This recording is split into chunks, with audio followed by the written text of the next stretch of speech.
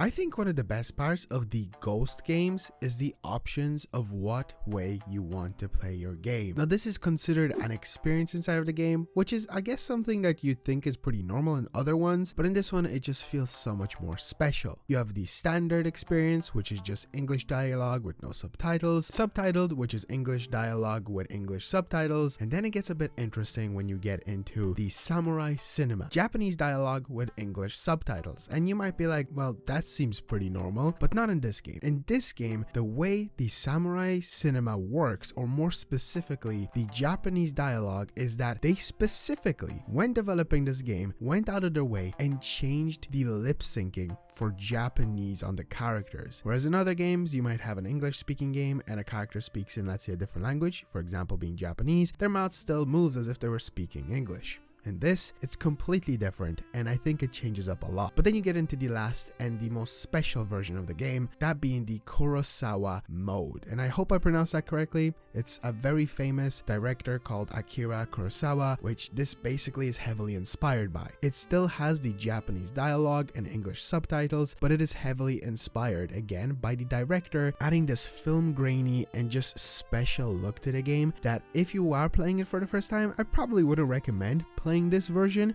but I do 100% recommend for you to try it out, at least at a playthrough, just a tiny bit, because it just is so much more special, even more than in Ghost of Tsushima, because of the improved graphics and the overall experience inside of this game. Now, I am a basic person, and I just ended up going with the English subtitles and English voice actors, mainly because I kind of wanted to experience the game the way it's supposed to be experienced, which I guess you could say the Japanese version is also the way you're supposed to experience it, but I wanted to show some love to the actual voice actors that voiced the characters originally. From here, the instant transition into the game is so apparent. I think the fact that it's been almost over 5 years since the PlayStation 5 has released, so few little games have used this ability of seamless transitions and loading into a game very fast. Maybe PCs can also do it, but the fact that a console that I bought for a certain amount of money can still pull this off and actually hasn't been really utilized by other studios is very upsetting. I wonder if it is some limitation that Sony has with its actual developers and outsourced third-party developers, but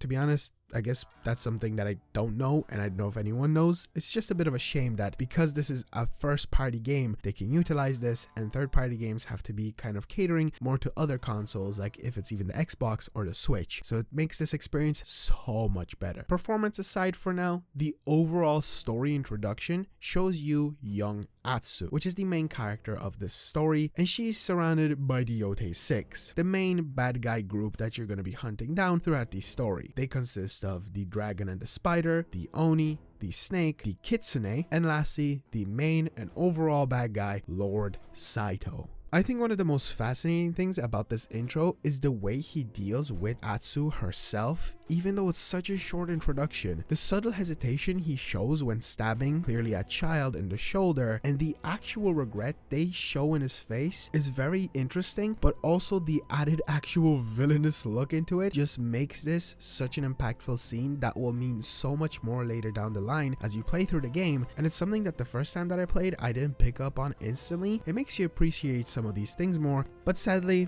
in the end, he is still a villain, so no matter how much sympathy he shows for the character, he left her to die. And from here, we get a really brief narration from Atsu, or at least the older version of Atsu, and her journey at least till the current time. Long story short, from what we know, her parents were murdered by the Yotei 6, and she was left to die at a burning tree. She says that after that, she ended up burying her parents and traveling to the south, where she participated in some wars and began her story as the Onryo. If I mispronounce a lot of the Japanese words in this, I'm trying my best, I do apologize, but essentially an Onryo Onuro is a ghost, basically the Ghost of Yotei. I think something special about this game and being on the PlayStation 5 is the use of the DualSense controller, because oh my god, it is incredible. Not only do the vibrations of the environment, the weapons just feel super incredible, I can't really describe it, that it might seem like I'm just full on glazing this game to a severe height, and it might be the case, but honestly, it's such a unique experience that from past games that I've played, yeah, the vibrations were different. In this, they just feel so much better. Not only is it apparent from the second that you choose an experience moving from left to right that there's vibrations, but there's vibrations for absolutely anything that you do. Move, vibrations. Play music, vibrations. Listen to music, vibrations. Ride your horse, obviously vibrations. Fight, vibrations. Talk, vibrations. There's little vibrations for everything. And it's again going back to the PlayStation 5 being truly utilized. Now, more specifically, the way you get introduced to the painting in this is writing the different names of the Yotei 6 on a piece of cloth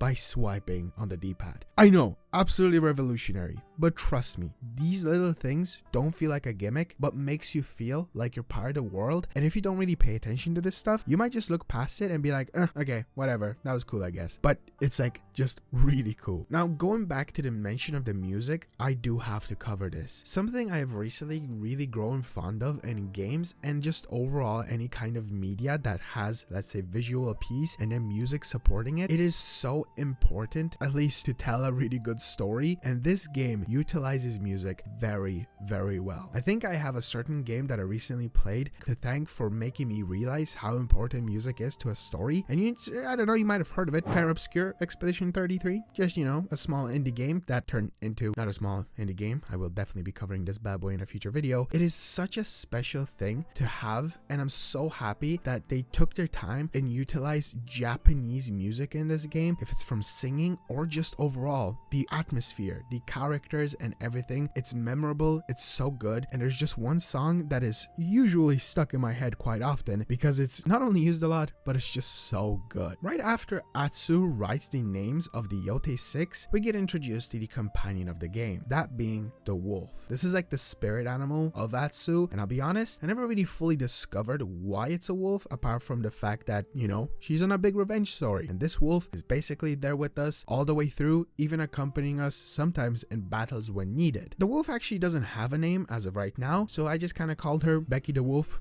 We're just gonna go with that. The main reason Becky and Atsu are here on this beautiful PlayStation 5 night is because she is after the first member of the Yotei 6 that she wants to take down, that being the snake. It kind of makes it understandable as to why she's after him, because he was one of the main ones that decided to stay back just to give her a little bit of a smirk when she was burning on that tree. So, you know, might as well. As I made my way around, I stumbled upon a horse that was getting bullied by some Saito goons, or whatever you want to call them, Saito raiders. I'll give them like a bunch of different names throughout this video. These are your default dudes that you just end up fighting in games usually. So for the next 60 hours of my playthrough, I'll be killing a lot of these guys, and them killing me too. This game is not easy. The gameplay feels smooth overall, and even though this is the intro, so the fighting is going to be overall easy, I did struggle quite a few times throughout my playthrough if it's against these Saito guys or bosses, and you'll get to experience that as we go through the story, but it is something that I wanted to mention because I did play on normal, and I want to point out I'm not that good, okay?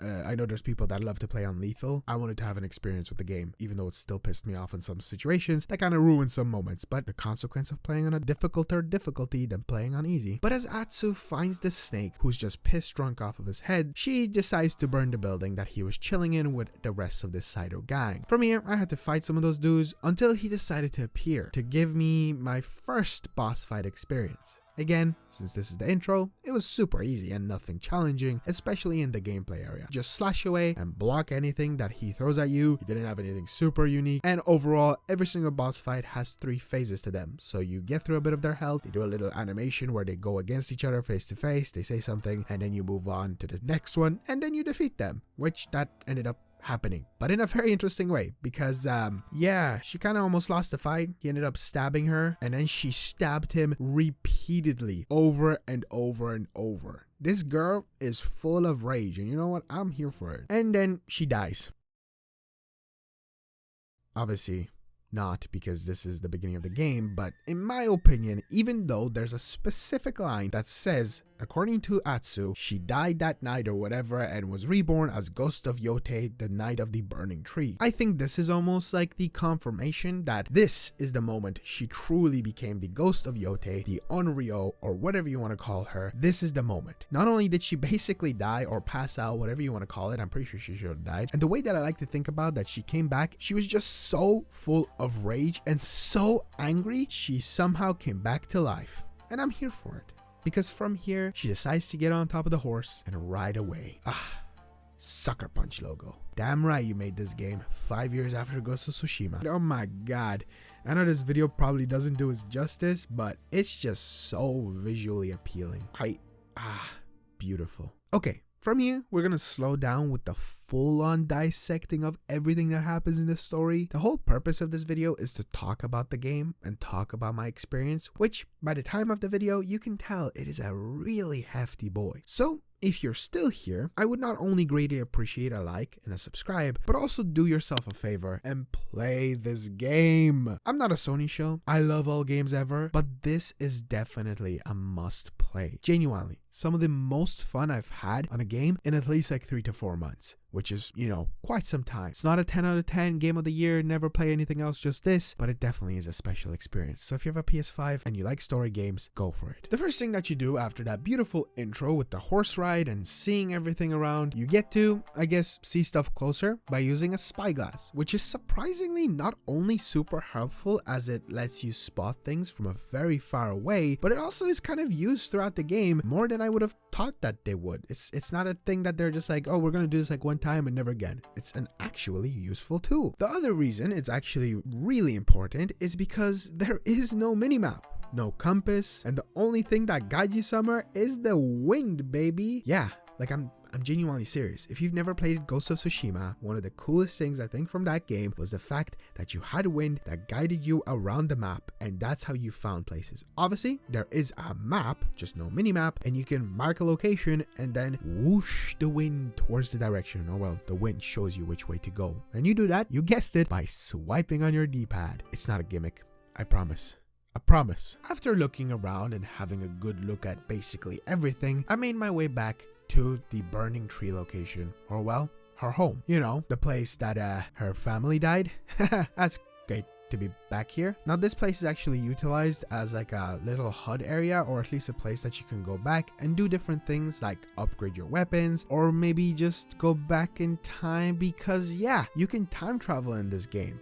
This might be a bit of a gimmick. You see, one thing that I knew about this game before release was that you will be able to do this. You'll be able to press a specific button and you go back in time and you get to experience her childhood and I guess her parents and all of that, but it's not as used as I thought it would be, which makes sense. But I was hoping that I'd be able to just go back in time and I guess be a child anywhere, which sounds so weird. I shouldn't be saying that out loud, but you know what I mean. Instead, it's based on specific locations, which this HUD area, you can be her at all, anytime, whenever you want to, which I guess, let's do that. And the first thing that we see, there's a brother. Oh, well then, so she didn't just lose her parents, she lost her brother, and his name is Jubei. Now, she kind of chases him around, and you know, is all goofy and whatever, but the main thing is, we want to get introduced to their parents. The whole goal was parents, I guess, not brother. Isn't that weird that she only like really remembers the parents being dead, but not the brother? The interaction that you end up getting with the brother isn't anything special. I think that's just their way of being like, hey, you can run around, that's cool. The thing that becomes special is the moment you interact with the mother. You get to use the weapon of this game called the shamisen. Again, hopefully I pronounced that correctly. In the first game, which is Ghost of Tsushima, you got to use a flute, which yeah, we all know what that is. But this is pretty cool because again, they utilize the controller to play it. I know,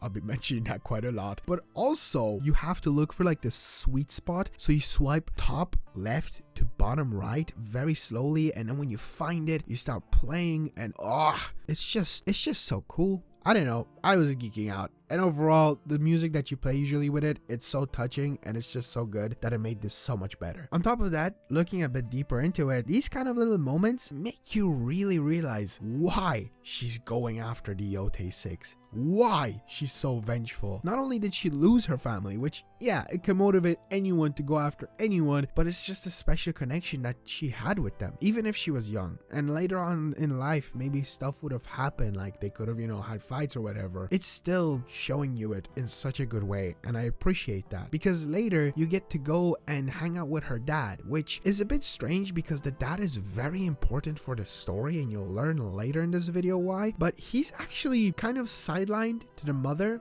No problem with that. A mother is the most important thing ever in life, but it's just the way that they treat the mother so much more, even though the father is kind of really important for why everything happened. Anyway, the father interaction is pretty cool as well. He teaches you how to become a blacksmith, and you guessed it, I get to use my controller by bashing it up and down repeatedly until I flatten out a sword. Hell yeah. And then also I have to heat it up and then flip it over and bash it some more. It's actually really cool, and it's one of the ways that you end up upgrading your weapon later on. So when you go back to the hub or the house and you want to upgrade, let's say, your katana, you have to do this again, and it gives you more story stuff with the dad.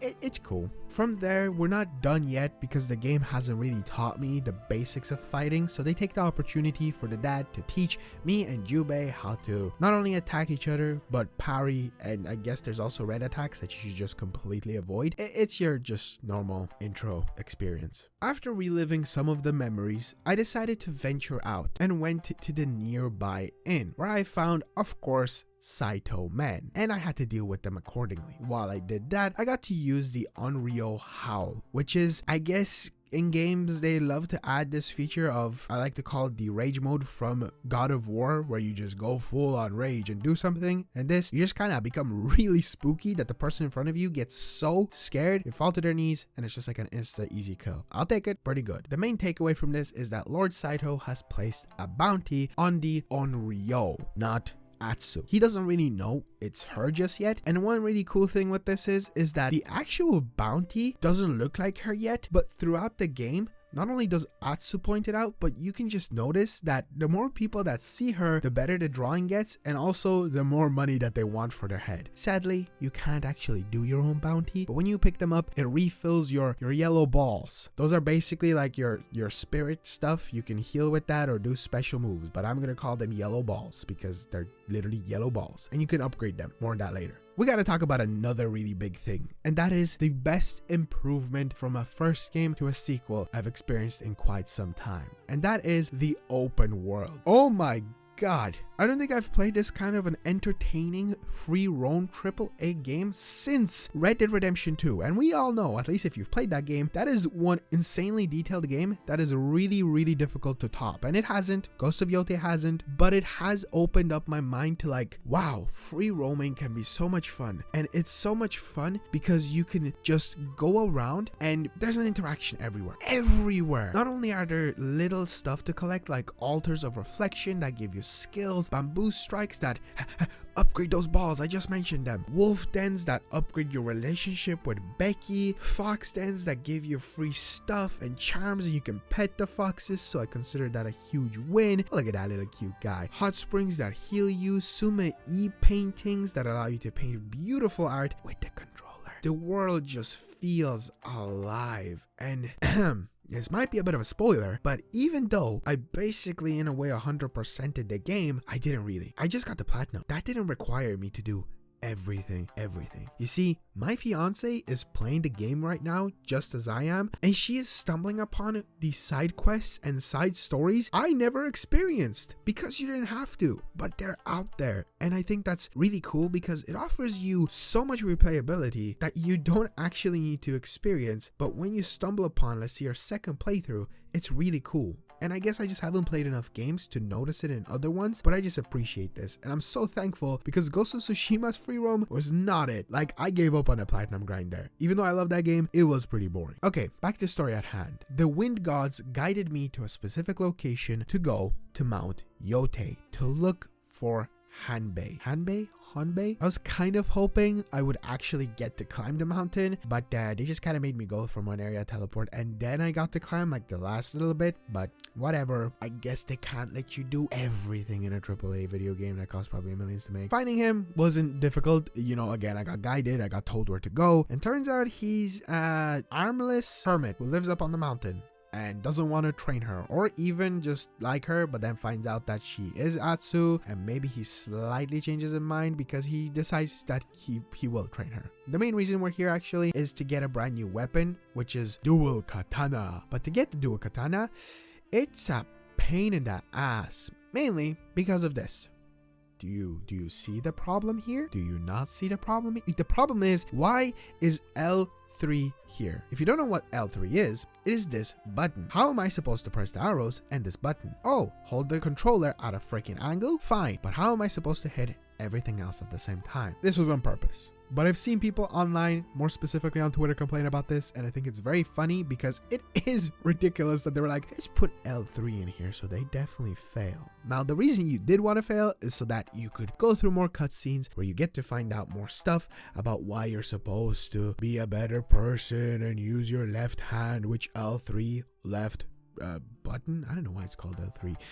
You're supposed to be a better person, blah blah blah. The best thing that came out of this was, well, not really the best, but a pretty rough flashback. You see, we're back in time in a forest nearby their house where Atsu and Jubei are running around and collecting mushrooms until they ran into some wolves. And then until a man instead came up and scared away those wolves. Who scared away those wolves? Yeah, that's young Lord Saito, and they have no idea who he is, and he convinces them to look for mushrooms with them, and then they guide him home, and then turns out that Atsu and Jubei are kind of the reason why Lord Saito found their house, even though again she was a child, so how she was supposed to know that he was Lord Saito and he was gonna murder her parents and her brother? I have no idea. It's not your fault, Atsu. Maybe it's a bit of a complicated one to think about. After all of that, I got to slice through that bamboo, which is, again, one of the ways you get those balls. Not in this case, but you can find it around the map and do this challenge. They don't do L3 ever again. I got the beautiful dual katanas, which is one of the first multiple weapons that you get inside the game. There's like a lot of them. From here, I got to use them a tiny bit, and Hubei was able to somehow tell exactly where they came from. I know he was a very skilled bounty hunter in the past, but that doesn't mean that you're able to tell by looking at their feet and be like, they got murdered them there in this place. That's crazy. But he told me to look around Ezo, which is the overall location. It's not actually Yotei. Did you know that? She's the ghost of a mountain. She's not the ghost of the place. The place is called Ezo. Imagine, Ghost of Ezo. I mean, it rolls off the tongue, I guess. As I made my way down the mountain, I decided, there's a button to start a camp. You're gonna hate me for this, but once again, we have a sick controller feature. This time around, you have to look with the analog stick towards a direction and swipe over and over, and then press R2 to blow at it. As you can tell, I am using flint and steel. No Minecraft. Shush. But then I get to blow on the fire to make it. Missed opportunity to not be able to blow into the actual dot, because there is like a thing there. I found out from the Astro default game that came with the PS5. Don't know if that's just something you got rid of. I haven't used it since then. It is a bit of a complicated one because you're just absolutely just spitting like crazy inside of this thing. But maybe because some people would have passed out because it takes forever to light these campfires. Anyway, that's really cool. Like, genuinely, these campfires are pretty cool. You get to sit, your horse is chilling. Sometimes you can get visited by random dudes or dudettes, and they come up and talk to you, or you can buy stuff from them, or you can just interact with them. You get to cook. Oh, you get to cook. Yes, ladies and gentlemen, you get to cook. And the way you cook is by taking your controller and then tipping it left and right so that you cook it. And don't forget to flip. Very similar to the anvil situation. I'll shut up. Okay, definitely not game of the year because I feel like I'm there. Let me use a katana. If they would let me just like slash with the controller, just VR experience without the VR. I don't have $500 to spend. Just let me do that. Why not? Just let me do it. Okay, big sideline and even more sidelines because again, as I mentioned, this free roam is insane. And along my way to the destination that I got told by Hanbei, again insane, just telling by some mud, I stumbled upon Tuko and his bear. Okay. He told me that there was a little girl who used to love playing with the bear, and she passed away, and he wanted me to find a charm off of a person and then give the charm on her grave. Why won't he just do it himself? The place that I found the charm off of was called Taro, which is actually like a pretty good character that ends up reappearing multiple times throughout the game. He's basically like some kid that goes through bodies, finds stuff, and then sells it to you.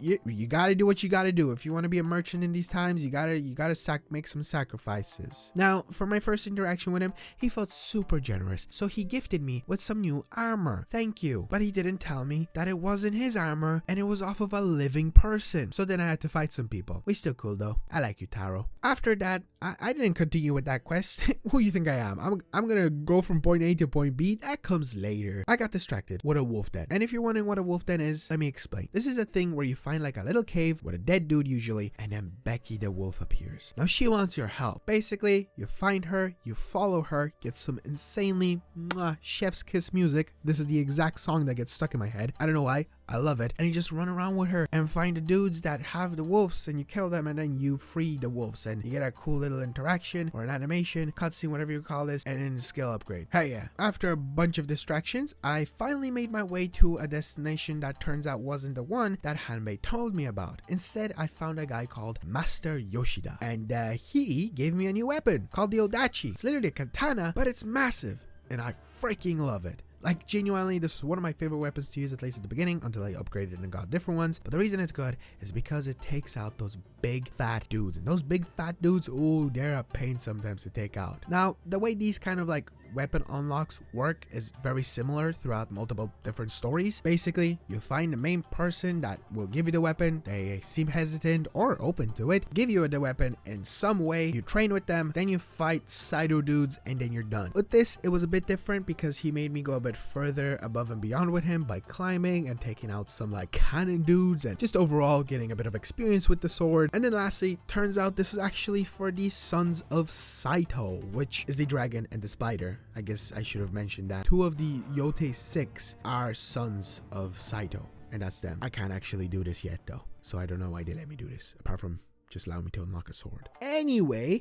after that, I made my way to go again towards that direction, and I got distracted again. This is gonna be a staple of this video. I'm so sorry. The distraction was, number 1, Taro found me, and I decided to have some little lunch with him, which was pretty cool. Found a Saito outpost, or a base, whatever you want to call them, which is some of the things that you have to take out. Typical video game stuff. You find guys inside of a big area, you take them out, and then you occupy it again. But when you do it, you get an altar of reflection to bow in front of, that you unlock more skills for yourself, your weapons, and your like other side stuff. You know, if you think about it, at the end of the day, this game does just kind of redo a lot of the stuff from normal games, like the stereotypical gameplay that we've seen in games for years, the open world formula, and it doesn't really experiment as much with the specific things, but it just improved upon it by adding more. And I think that's a positive thing, because the more the better, and it made it at least more engaging and entertaining and fun. So I was kind of okay with that. One thing that did happen before I completed this camp and got to use the altar of reflection was that I got a random fade to black, which never actually happened again, but I think it's because I cleared out this specific camp that is close to, you guessed it, the area that I was supposed to go to, and it just had like Saito and his dudes being all like, that place fell.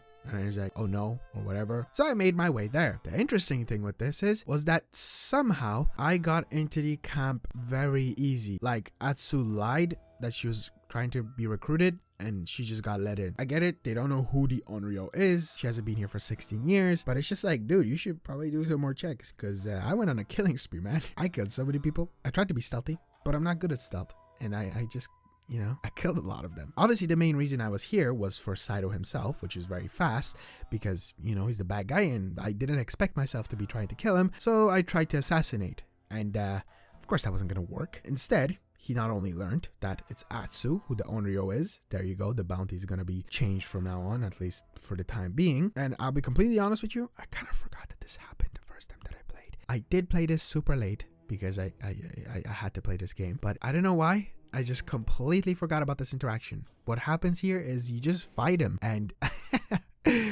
difficulty aside, this was a pain in my ass. Oh my god, was this a curveball that they threw at me? I had to attempt it a good few times, but I think that's a good thing, because it got me used to being able to parry better and just take my time, because that's an incredibly important thing with boss fights on this game, and I know most games, but some of them are just like, just slash away at them until they die. And this, you just have to like be patient and not rush in, and that's not what I do because I have a short attention span. Thank you, TikTok. Once I finally did get him though, he got away, and instead Atsu ended up getting really beat up and left out to die in like a burning experience. This is a reoccurring thing for her, huh? Thankfully, Hanbei decided to stop being a hermit on top of that mountain and helped her out because again, he was the one that told her where this was gonna be, so thank God he's here. Kinda do like him. He's the GOAT, especially for this save. From here, I decided I'm gonna head off to the new location that the game is telling me to go to, and that is Ishikara Plain, just to, you know, make some more progress on the story, because why not? That was kind of fascinating. And I know I just said that the first time around that I played,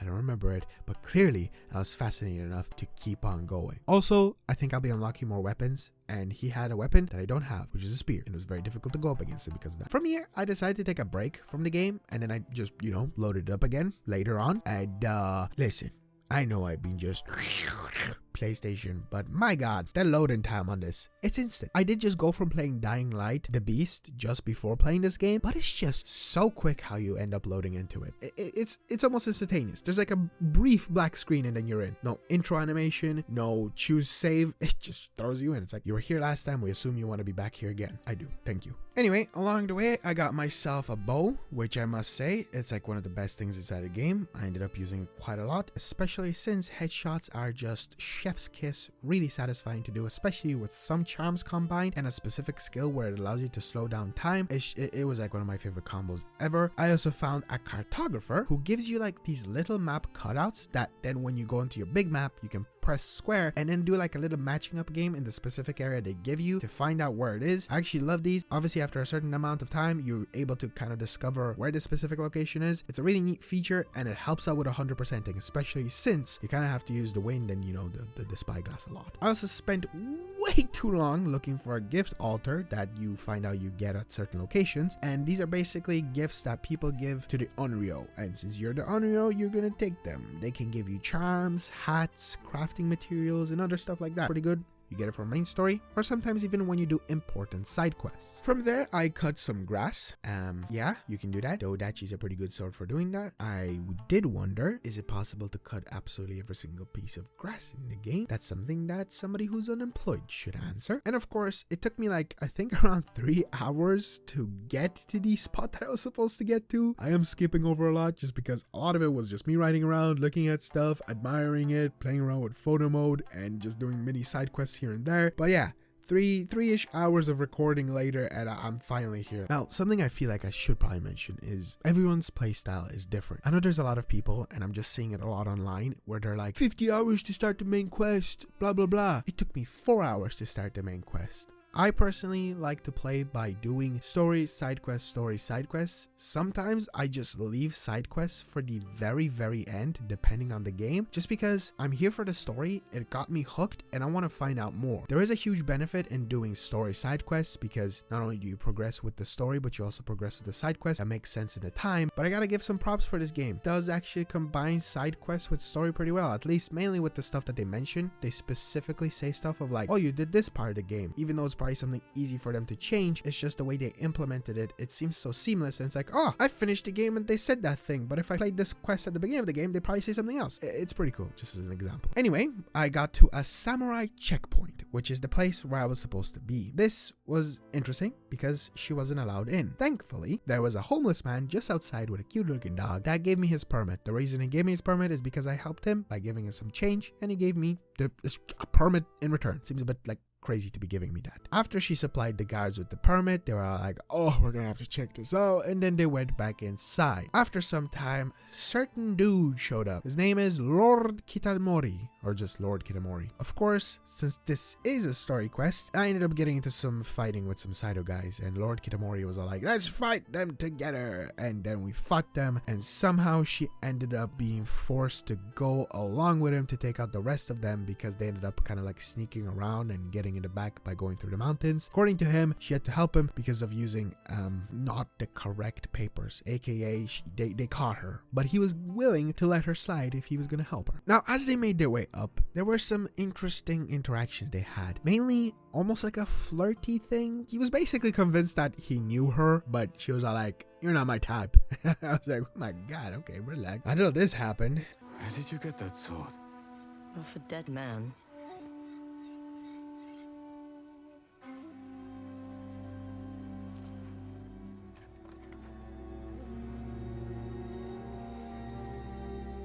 Don't lie to me.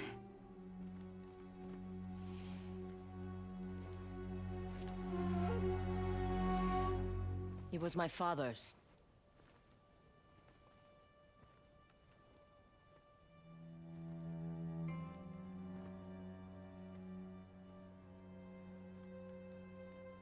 Atsu.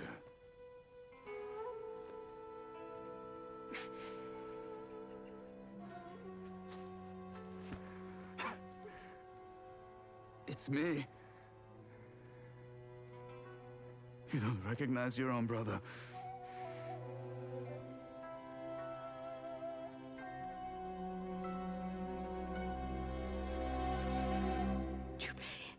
You know, even writing this script, I get subtle goosebumps. Even with that bit that I just mentioned there of them flirting, it's kind of crazy because Jubei is alive, which I'd say is a bit predictable. I assumed that he was definitely alive. Not only did we never see a body, we saw the parents' body, but it just feels right that at least one of the family members survived, and it's only appropriate that it is the brother. They're also supposed to be twins, which is really cool. Obviously, they're not identical twins, but they're twin wolves. From there, they ended up catching up a tiny bit. You know, they haven't seen each other for 16 years. Turns out he ended up fleeing just like Atsu did, but instead he found samurai that took him in, gave him food, helped him out, and took care of him, and then he became Lord Kitamori. Pretty cool. Good for him. Now, the ride back to the base was kind of, you know, very nice, especially since they did this thing where sometimes throughout the game they sprinkle in these moments of music playing and you get to read what the music is saying, and it's just really nice. Going back to my whole point of music kind of makes the game, and it's really cool. Now, when we got to the camp, it was badly destroyed, at least from one side, which turned into a little fight. Of course it did. And then when we made it inside of like the base, weird thing happened of like Jubei's boss was all like, "I don't like you, Atsu," so he didn't take her in. And instead, Jubei told her to meet him in the brand new location, and now we're here, and so is Becky. Wow, it's freaking red here. The first thing I decided to do was to go for my new weapon, because every single time you're in a new area, you get the main story, which is shown with like a yellow flower, and then this guy, for example, and you go to him and he helps you out to get new weapons. This weapon is the Yari, which is the exact thing I needed to fight Lord Saito. I should have had that before. Somehow, I actually got to the place pretty fast and didn't let anything distract me. Here, I found a new hermit. His name is, oh, literally just hermit. Or well, the Yari Master, who challenged Atsu because he assumed she was one of Oni's men. Which I gotta point out that sometimes when I say Saito's dudes, they're probably Oni's dudes. Oni being, of course, the other part of the Yotei 6, which I'm pretty sure goes like Lord Saito and then it's like the Oni. He seems to be pretty important, especially since this part of the game seems to like emphasize how big of a dude he is, or like, you know, how important. Anyway, the way he decided to train me was by using a blunt stick to poke some fish that pop out of the water. Obviously, this didn't go well. There was a lot of trial and error. Thankfully, there was no L3 involved, and then she was somehow able to do it. From here, typical thing of you learned enough, bonded with the character, went out, fought some dudes with an actual Yari, and then I got to find out that his name is Sensei Takahashi. Well, hello, Sensei. Tip my fedora to you, good sir. Thank you for the cool spear. He did also give me like a bit of a side quest to do, and that is to just go around and like take out some Saito bases and find some people. So I guess I'll just do that along the way. One of the first ones that I ended up doing was very goofy. I ended up running around quite a long time with a bunch of them just chasing me around. I just was severely underpowered, so oops. After all of that, I made my way to Ishika Market, where I ran into a gambling dude. This said gambling game is called Zeni Hagichi. Hajiki? Okay. It's basically a game that, as explained by Atsu's mom when you go through the experience of learning what this game is, you use in-game coins, or at least coins that are covered with flowers for now, and you have to use your controller and press R2 either lightly or hard to flick the coin into another coin. If you flick the coin into the other coin, that coin is now the one you have to use to flick another one. And then you do that for a certain amount of times until you win the game. The catch is, if you miss, obviously you lose your turn and then it goes over to the other person. If you hit 2, it goes over to the other person. And then if you by accident knock one off, whatever way it is, if it's by hitting another coin or just completely missing, the enemy gets the opposing side gets a point. So it's kind of like luck based in a way, because sometimes I feel like when I gambled, which I ended up doing quite a few times, it based my trigger pressure by I think what it wanted it to base, because there's no meter. It's just kind of like, did I press it lightly, or is my controller broken, or is the game playing on luck? So I wish there was a slight little meter somewhere just to show me the kind of pressure I applied, but again, there probably has to be some kind of catch. And I won. I'm feeling proud of myself. Also, turns out this wasn't actually for the mission, which I thought it was. So I accidentally accepted to gamble. Never accidental to gamble. Anyway, here I found Genji. Not this Genji. This guy is basically the armor in the game. He upgrades your armor as you go on, and it's just kind of cool. It's one of the many different things you can find, like that cartographer I found before. After that, I interacted with a bounty board, which actually started the main mission, which involved Oni raiders trying to cut a random person's arm off. Of course, she couldn't let that happen and decided to interrupt it, which ended up turning into a bit of a fight. And the guy that I saved, which was like the innkeep's person, like the place's owner, he decided to offer her a free drink, but nothing more. They seem to be very cautious around here, mainly because of the Oni. But from here, Atsu discovered that there was a man called the Mad Goro not only going around and shooting people like crazy, but he also was a person who escaped the Oni base. Basically, a prisoner that is out and about. Now, if she gets him, the plan is to use him to get into the Oni castle or the Oni base and, well, try to kill the Oni. Oh, also, Jubei appeared. That's pretty cool. What's up? Let's go get the Mad Goro. Along the way, you had to take out some dudes, and then once you got to him, he was on top of a cliff, just blasting away at Oni raiders with a gun. Once you got up closer to him, he was definitely an interesting character, kind of like up there as the best ones inside the game, just because of how weird and stupid he was. He did offer me a bit of a boss fight. Well, he made me fight him a tiny bit. It was pretty easy. And once that was done, somehow Jubei convinced Atsu to take him in for interrogation, and she fell for it. And she freed him, or at least gave him over to the samurai for 24 hours. Guess I have 24 hours to kill now. Obviously I don't, but I decided to take this opportunity to free roam. And while I did that, I found a hot spring, which I found out that in this game, if you complete hot springs, more specifically, if you do a little note that's on the side of it, like in this one, I had to go around and de-weed it, you get an animal that shows up while you're butt-ass naked inside of it. Now, if you don't know, the hot springs are actually a reintroduction from Ghost of Tsushima, and they're basically used to gain more health, so that red bar just gets bigger. From there, I upgraded the armor I got off of Taro. I also went back to him and got that charm off of the girl. Along the way, I got very distracted because I kept on running into this wire, which turns out there's basically traps around the place that Ronins put down, and then you have to fight them. These freaking interactions you get along the way are actually very difficult. It got to the point where for some odd reason I was so stubborn and kept on going towards the same direction that I had to completely give up and go around. Once I got here, it got a bit messed up. So turns out that bear, yeah, he killed the girl.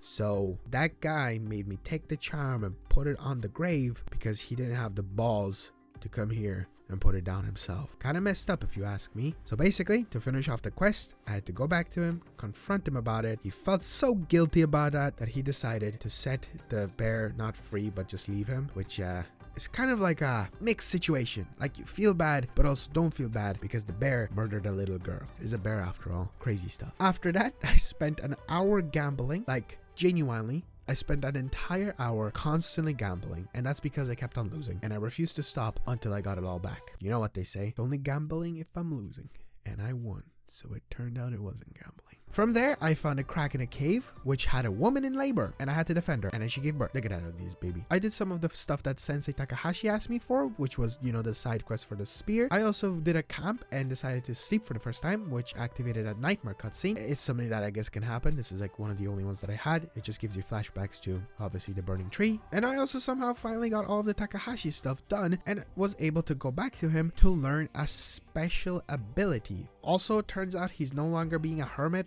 on an island. I think I motivated him enough to go and train people to be prepared to fight the Oni. That's pretty cool. For this, he gave me an ability that kind of lets me charge at enemies and stab them, which guarantees a kill, but it uses up some of the yellow balls. Now every single one of the like weapons that you can find kind of has this as like a ability to progress the story and unlock special abilities. Apart from the dual katanas, that one gets a bit complicated, obviously, since I 100% of the game. We will get into that, but usually it involves go to the person, they teach you the weapon, then they're like, hey, please do this for me. You then find them again, they teach you a new ability, and then on top of that you get the ability to unlock a special version of the weapon, which is just a skin for it and gives you no more special abilities. But the only way that you can unlock it is by unlocking all of these skill tree abilities for that said weapon. From here I found probably my favorite side quest, and that's mainly because the reward you get is freaking awesome. The way I got this done is by finding Ugetsu, a guy you can find around the map who basically tells tales of legends and past stories. This specific one being about an undying samurai. The samurai tasked his clan to build a castle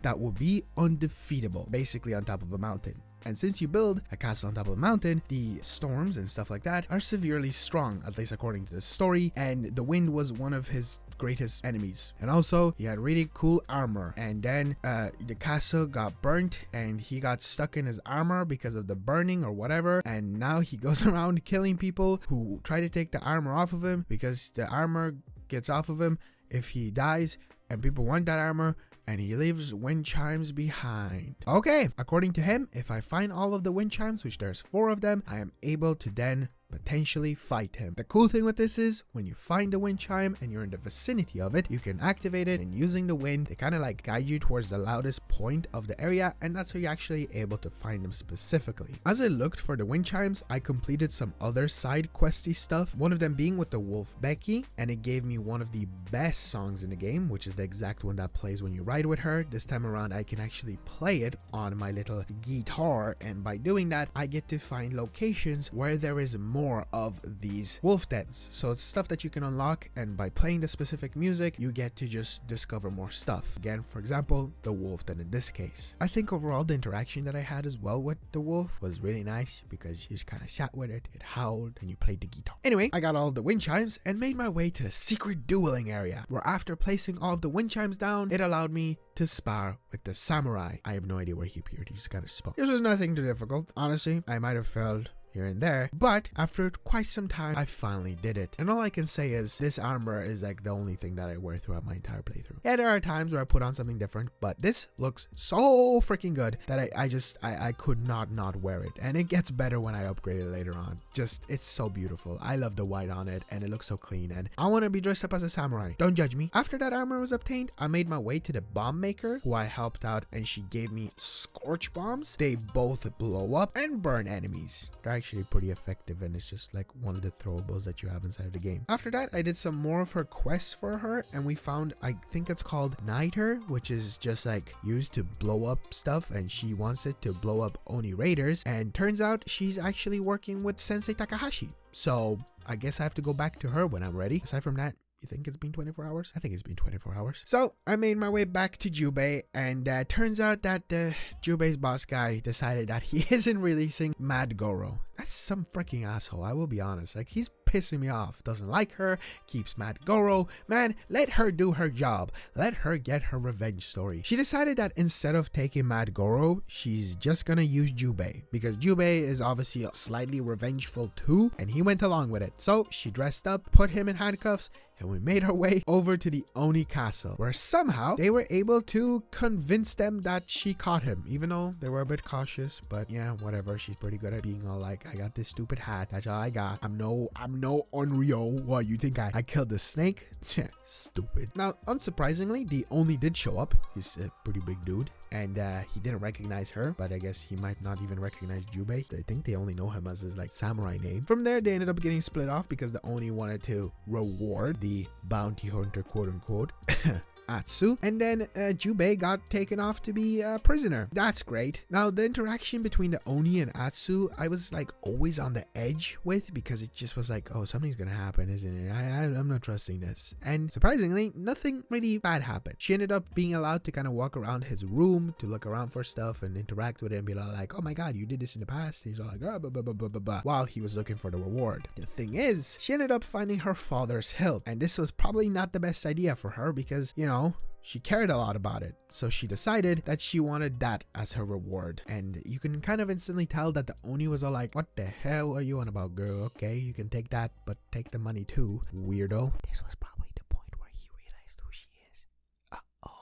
After that, I had to fight like this big dude who was all like prick, and he was all like, I'm gonna fight you. And she was all like, okay. And she took the opportunity to fight him because she wanted to take the keys off of him so that she could break out Jubei later, because for now she was off to a feast that she was invited to. After that feast was done, she snuck out, and then I took, I think, almost like 20 to 30 minutes looking around this goddamn base to find Jubei. I knew where to go, and I kept on using the wind to guide me, but it felt like a maze. It felt like some of the locations I walked through allowed me to go to a past location. It just made it easy to find new spots, which is cool, but not cool because it was just difficult. It was hard and I struggled, but I got there after some time. After getting Jubei successfully out of the prison, we made our way to the Oni's room where we assumed that he was going to be, but sneak attack! He's choking her now. Didn't go well. Had to skedaddle on horses. After this, stuff kind of got bad between Atsu and Jubei. You see, she's severely blinded by revenge. We've kind of come to the conclusion by that. But Jubei is severely blinded by saving people. The samurai mindset. As he says, he's fighting for the living. They aren't really getting along as well, even though they're twins and they have this special connection. They kind of might have split up a tiny bit. And I kind of blame Atsu. In a way. Listen, I love playing as Atsu and I love the character, but she is really angry. She wants them dead. So her plan for now is to break Mad Goro out of prison, and I gotta do that by sneaking into the Matsume base, which I guess I forgot. That's the samurai names, Matsume. Now the way she decided to go was through a construction site, and the specific construction site is a bridge that was being built to sneak into the Oni castle later on. Don't really know how that was gonna go because, let's be honest, that's not gonna work out, but we're not gonna worry about that just yet. Instead, when I found Mad Goro, the interaction that I was getting was something interesting. Sometimes they wake up wet. Maybe there is a hole in the roof? Why else would you? Never mind. He just said stuff that, like, if you think about it, you're like, oh, that's what you meant.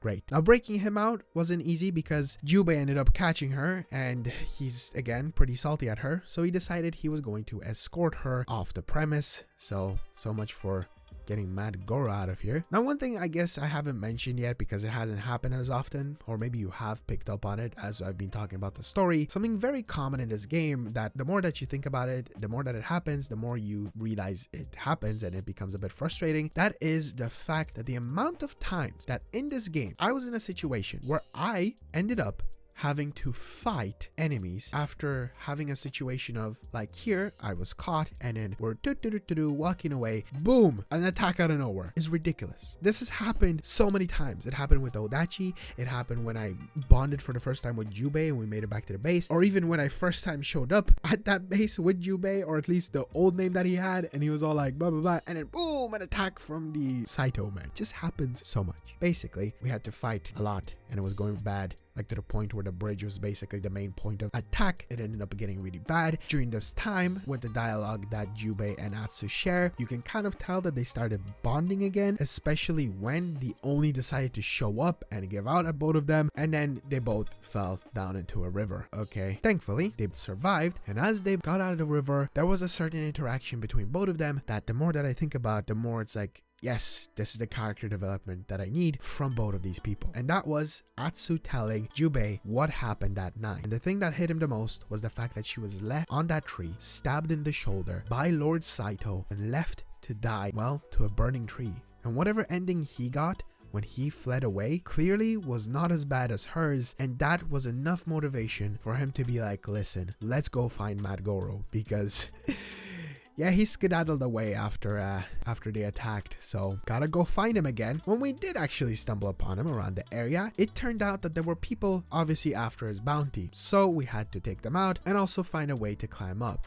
During that time, there was more interaction between Jubei and Atsu where they shared nice moments, really emphasizing how well not only they get along because they're twins and siblings, but they're just rebonding, catching up after 16 years of being away, especially after thinking that they were both dead. I really do appreciate that about this story, and just shows you how different of characters they are. One so ridiculously vengeful, the other clearly sharing some of that vengeance, but also having so much appreciation for people that they would prioritize them instead of going just after the Yotei 6. As I got to the top, I found out that Matt Goro is now somehow a priest. What a strange, bizarre man. Prisoner, crazy with a gun, prisoner, priest. I don't know. He asked us to help him out with the bounties, which of course we did. We took them out, and then he actually gave us, thankfully for once, some valuable info. Because of course, getting him into the castle won't work anymore, so the new plan was to just find out how he broke out. And he told us that there is a secret mine, or at least a mine, that the Oni people or the Saito people just have no idea about. So he decided to break out and take that path out and then take a boat to come to mainland. So what we ended up doing was doing what he did, but the other way around. We ended up going down on the boat and into the mine, where I found this specific note. I think these are some of the wisest words I've ever read. To live with demons, sacrifices must be made, like shitting alone. Madagoro, you are a wise, wise priest. As we climbed up the mine shaft, we ended up getting closer to the top that had some of the prisoners that the Oni had. After freeing them and obviously killing the Oni people, they ended up getting very motivated, and we had this like huge rush out moment where we were all like, yeah, fighting them off, killing all the Oni or Saito people, and then we broke out into the main area. Jubei decided to go save the living, as that is his thing, and Atsu was going after her vengeful way. But it kind of was okay, like it wasn't anything bad. It's just, you know, again, kind of poetic that one side goes for this, one side goes for that. Now, when I stumbled upon the Oni, of course, the boss fight began, because finally it won't be any more of this like, oh, I got you by the neck, you're dead now, get away from here, and then you come back. Finally at the point where we're going to be fighting the Oni. The boss fight though, the boss fight is a bit of a difficult situation to talk about, because this was truly the point where I either realized that I've been concentrating too much on the story and not enough on the side stuff to upgrade my things, or I'm just really bad at this game, because I struggled a lot. Like a lot. It went through 2 phases. The first phase was actually not that difficult, but I was panicking and I ended up using all of my sakai, which I guess I never pointed out. You use alcohol in this game to regain yellow balls. Yellow balls are used to heal you, or again, give you special abilities with movesets, like for example, the one that Sensei Takahashi ended up teaching me, where I can bash into enemies. That's what the yellow balls are used for. Well, another really cool thing with sake is, whenever you drink it, you end up getting drunk, so you can be drunk while fighting enemies, and also you can like hold the jar and you can like toss it at enemies. It's a pretty cool thing. Anyway, I ended up using all of that at the beginning, because there was a second phase, and the second phase, oh my god, I don't even know how many times I died. I died so many times that the game has this feature where it says you can suspend the boss fight, which means that you just kind of like save exactly this point, go out into free roam, and you can collect stuff and then come back. But I wasn't gonna do that. I don't give up that easily. It took me so long that even Becky the Wolf showed up. I didn't even know that could happen in boss fights. This was like the only time that this has ever happened, and I failed a lot of boss fights later on. It was just really bad. It was rough, and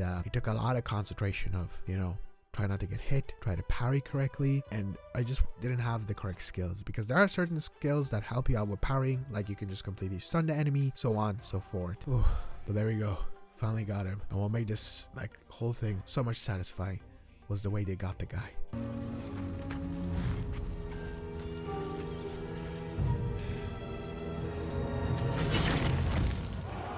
Look at them. The wolf twins. Just so satisfying. Guess that was 2 of the 6. That was actually pretty hefty, not gonna lie. It had me a tiny bit worried the first time around, because I expected that, you know, every Yotei 6 member should get their moment. I feel like the dragon and the spider, since they're the sons of Lord Saito, will be combined, but there's still the kitsune, Lord Saito. Okay, maybe there's not that many left. I feel like there will be concentration on them. So how long is this game? From there, Atsu said bye to Jubei for now. He did say that he will show up at the house, which is pretty sweet, and off I was, at least attempting to go to the new area soon. You see, that boss fight did in fact scare me. It took so many attempts that I was realizing that maybe doing a lot of side stuff sometimes is beneficial, not only just for the story and for my brain, but just for upgrading your gear. So instead, I decided to spend a good amount of time in the free roam just to prepare a tiny bit better, because I have no idea what's coming up. One of the first things I found was a guy who gave me the ability to go back in time and experience taking care of horses. Basically, that ability that I told you about that gets very rarely used. This ended up allowing me to choose a different horse at the end of it, which I didn't feel good about because I don't want to have a different horse. I just ended up choosing the white one. This is my boy. Originally in my brain I was calling him Jonathan, but now the game is telling me his name is Mochizuki. Sure, why not? I feel like I should have done this side quest before, and I feel like that happens a lot now with me, at least at this part of the game, because I go back to the old region, because you have to go back to the first region area, and that's where you make your progress to the north side of the map, which is where the next part will be. But I feel like some of the stuff I might have skipped a bit too fast, being obsessed with taking down the Oni. It's just a little inconvenience. I think it still works out for the video and just for my playthrough. I have no complaints. I did a few bounties that had a mini story connected to it, mainly being this like creepy graveyard. This didn't happen all that often, but like for example, this is some crow guy called Genzo, and he like killed people. You found a body originally, then as you progress your way through this fog covered graveyard, you found some like enemy dudes that wanted him, but then you're like, no, he's mine, and then you kill them, and then you fight him, and that's the bounty done. Not all of these bounties are like that. Some of them are super easy and fast by just finding a person and killing him. Some of them are related to these Saito bases, and then some of them are like this, where they have like a mini little story to them, and I approve of that. Very cool. Just more pluses and good thumbs ups for the free roam of this game. After that, I found a pillar that had a sword hilt, which is another kind of collectible you can find on top of like hats and masks. You can find these, and they're basically just visual things. You can find them around the map. They're not for 100%ing, but it's still pretty cool because you pick them up, you look at them really close up, and then there's like a title screen, and it's pretty cool. Also, since I did just name my horse, it's only convenient that the game decided that this wolf den that I finished will give a name to Becky, and that is Mikage. I don't like that name. I'm gonna continue calling her Becky. I don't think she ever really used her name all that often, so Becky it is. That fits the wolf way better. After that, I stumbled upon this really cool ass tree and just overall area. I spent a bit of time looking at it because it was just so visually appealing, so scenic, just beautiful. Makes you appreciate how pretty this game is. What's not beautiful is the story behind it, because Ugetsu showed up and he told me about a tale of a guy who is desperate for dueling people, and he's just so good. According to the stories, a god of battle called Hachima blessed his left and right arm with just insane power, so he's really good at using dual katanas.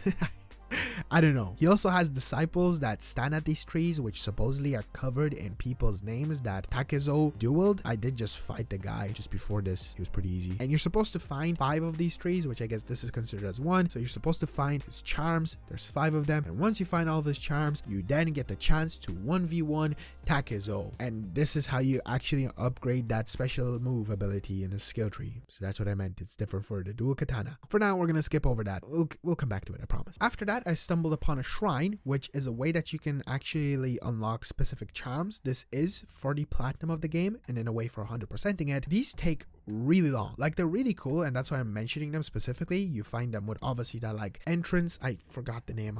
I'll slap it on the screen right now if I can find out what they're called. But you find them by this marquee on the map or by this thing that they look like, and then you climb up the mountain or whatever area, and then once you get high enough, you get a charm. This is the first time that I ever did it, so I was kind of like mixed about doing it. I was like, is this worth it? It actually was. He gave me a charm that will help me regain the yellow balls if I hit headshots with the bow, and that's one of my favorite ways to kill enemies. After that, I did a bit of bounty hunting, nothing too much, which, you know, I was like, I feel a bit powerful enough. I did some stuff here and there, upgraded my skills. Now it's time to progress the story. But turns out that the story that I thought I was progressing was another shrine. So I did another one that was kind of like in a bog. It felt spooky. There's a lot of spooky areas on this map. I approve. It's Halloween season. But anyway, I finally made my way back to the place that I was supposed to be at, where I met a lady called Huchi. She is basically like an indigenous person, or at least as native as it gets to Japan, or at least the regions, which I found out from just looking into it. I'm pretty sure, if I am correct, they're called the Ainu. Anu.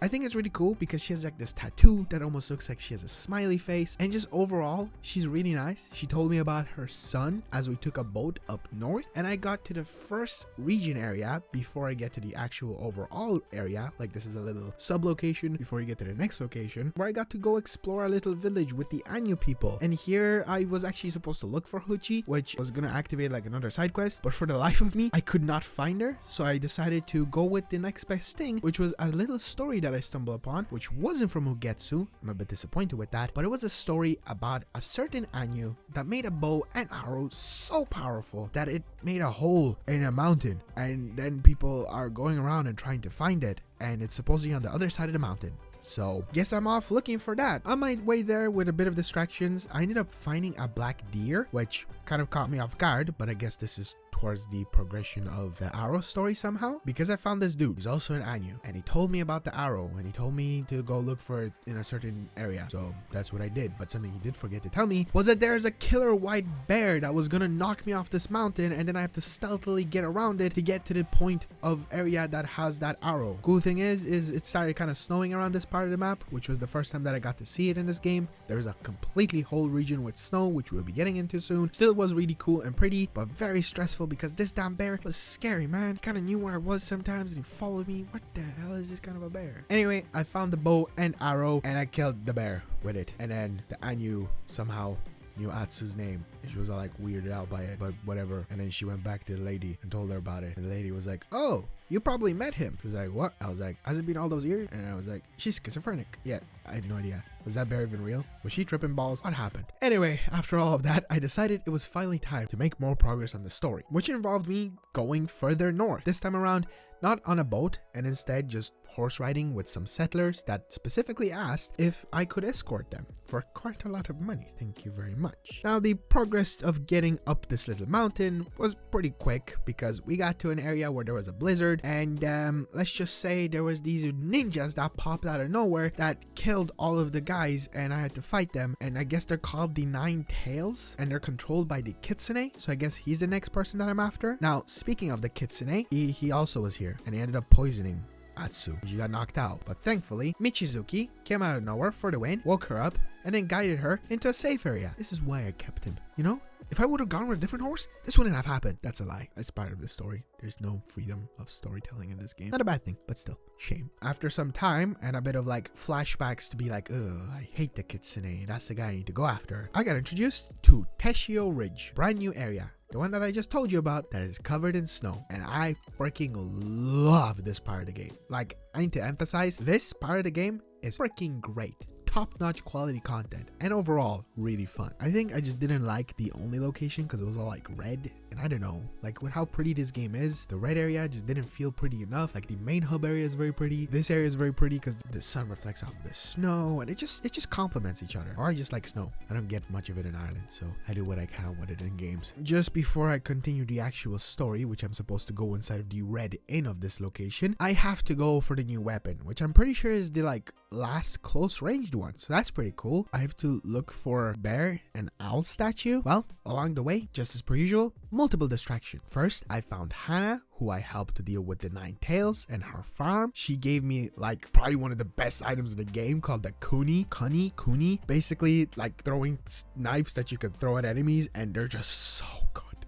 They take them out so easily, and they saved my ass way too many times. She asked me if I could take out like the farms around the area which are owned by her family, and like, you know, just free them, which is something that I guess I'll do later on. It's just like side quest progression. After that, I did a bunch of other side stuff, and after almost like 2 hours, I got to Master Enomoto. In this map, they didn't take me on the side area just to get to him. They kind of made me go just straight through the good stuff, but I ain't complaining. That was some fun stuff that I did, mainly just collectible. I'll take it. Here I found Master Enomoto, who will teach me the new weapon and how to use it, the Kusaragama. This thing is great. It's basically like two things on a chain that I can use to take out people's shields and just enemies, and it's really strong, and I can spin around at it, and it's really fun.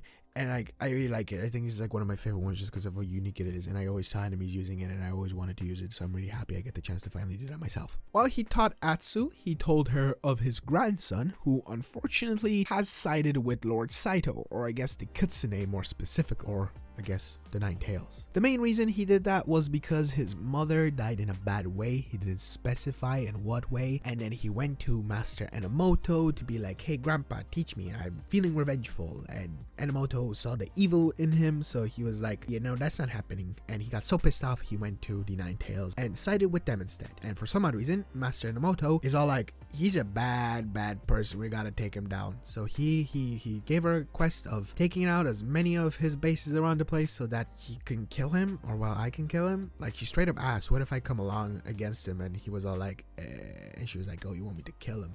Some dark stuff. Overall, the actual like learning wasn't anything unique. It was basically the same thing of like, do this stuff and then fight those guys and then you get the weapon. Pretty cool, I guess. From here, I decided it was finally time to do story stuff. Fine. Ugh.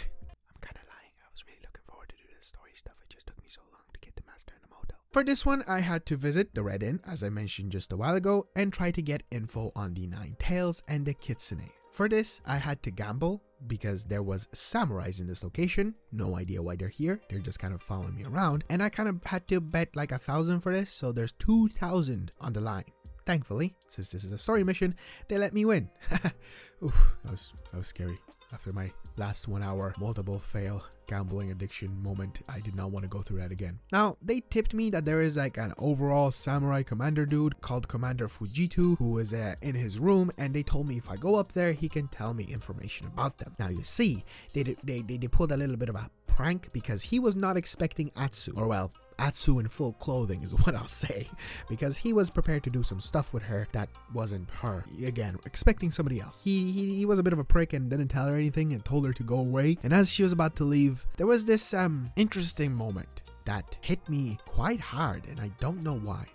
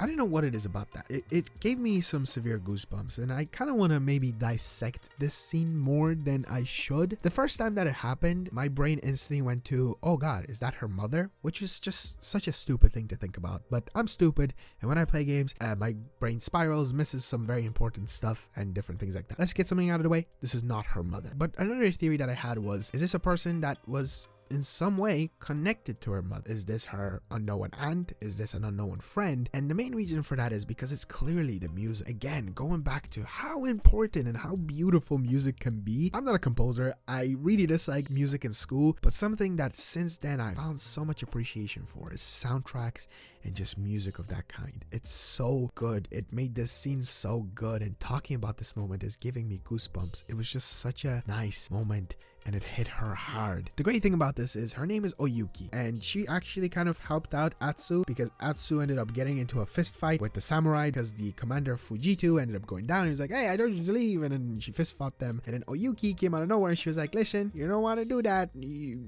shitty boy. So they laid off of her, and she told her to meet her outside. Okay, now my theory of her being her aunt, or at least knowing her in some way, spiced stuff up. Now, outside, she ended up filling her in about basically the kitsune and everything that she wanted to kind of find out, especially about how bad everything is around here. Like, everything around here is mostly abandoned because the Nine Tails or the kitsune are just evil people that are getting people out of their homes and places and scaring them away or doing some stuff that we don't know about yet. She decided to help her out more than I really expected and made her leave an offering of coin for the Nine Tails to show up at the shrine. The strategy was to find out where they go or where they hide, because they're basically like ninjas, so they're very mysterious. As they decided to wait up on this like little ledge, there was some little interaction between both of them. I found out that Oyuki was somewhere else at one point, and then she escaped here from everything in the past, and then turns out that the kitsune and the Nine Tails are here as well. She also has some kind of vendetta with Lord Saito, or according to her, she has something that he has for her, which was very interesting, and I kind of really hope that there is some kind of, satisfying ending to that. Now, after all of that, they ended up showing up,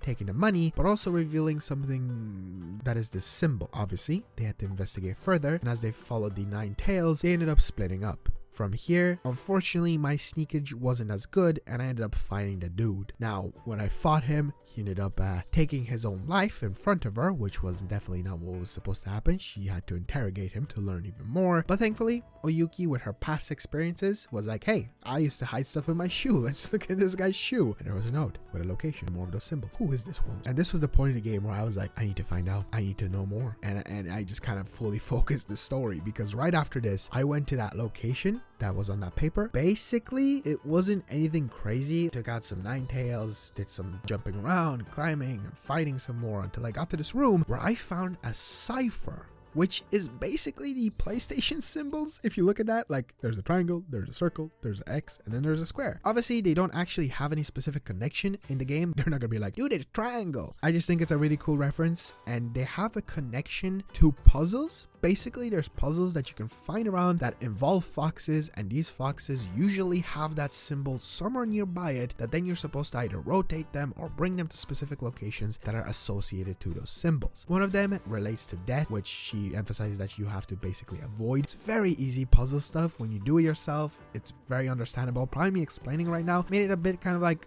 confusing, but in my head it makes sense. So that's all that matters, because I'm the one playing it. It's not you. But if you've played the game, it's pretty self-explanatory. After making my way out with the cipher, I found this sick armor. Like, look at this thing. God damn. It looks just so clean and sleek. I'm pretty sure it's basically the Nine-Tail armor, just black, which I think I can turn white with the right color upgrade. And overall, when it is upgraded, it actually kind of loses a lot of its aura. It goes from like super clean looking to just bulky, which it kind of ruins the whole like stealth idea of it, because this whole story is about ninjas and being all stealthy, which is cool, but yeah, definitely my second favorite armor, just behind the samurai one that I end up using either way. Since the story had me hooked, as I mentioned already, I decided to meet up with Oyuki again, and we ended up spying on the Fujita guy by taking a secret passage into his room. She's wild for that. I don't know what this woman is or what she's up to. She got secrets that I don't know about, but I need to find out. So we gotta rush through this. Now, one thing that I think is pretty funny, I found out that this Fujita guy got exiled, so that's why he's here. That's why the samurai here specifically, and explains that they're not following me, they're just doing their job.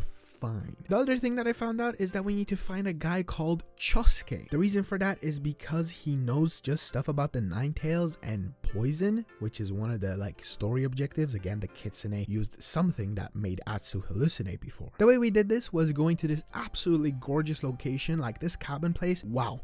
The orange trees and the frozen lake and the snow in the distance. This is arguably, if not my favorite location in the game. Just absolutely stunning. The funny thing with this is she had to dress up as a waitress to play with Oyuki, because we were gonna eavesdrop, which is again a feature that was kind of adapted before when I was looking for Mad Goro. Something that isn't very common, but it is a thing that lets you like spy on people and listen to them talk about stuff. Somehow she convinced the owner of this place that she's been working there for 2 years, and he just went along with it.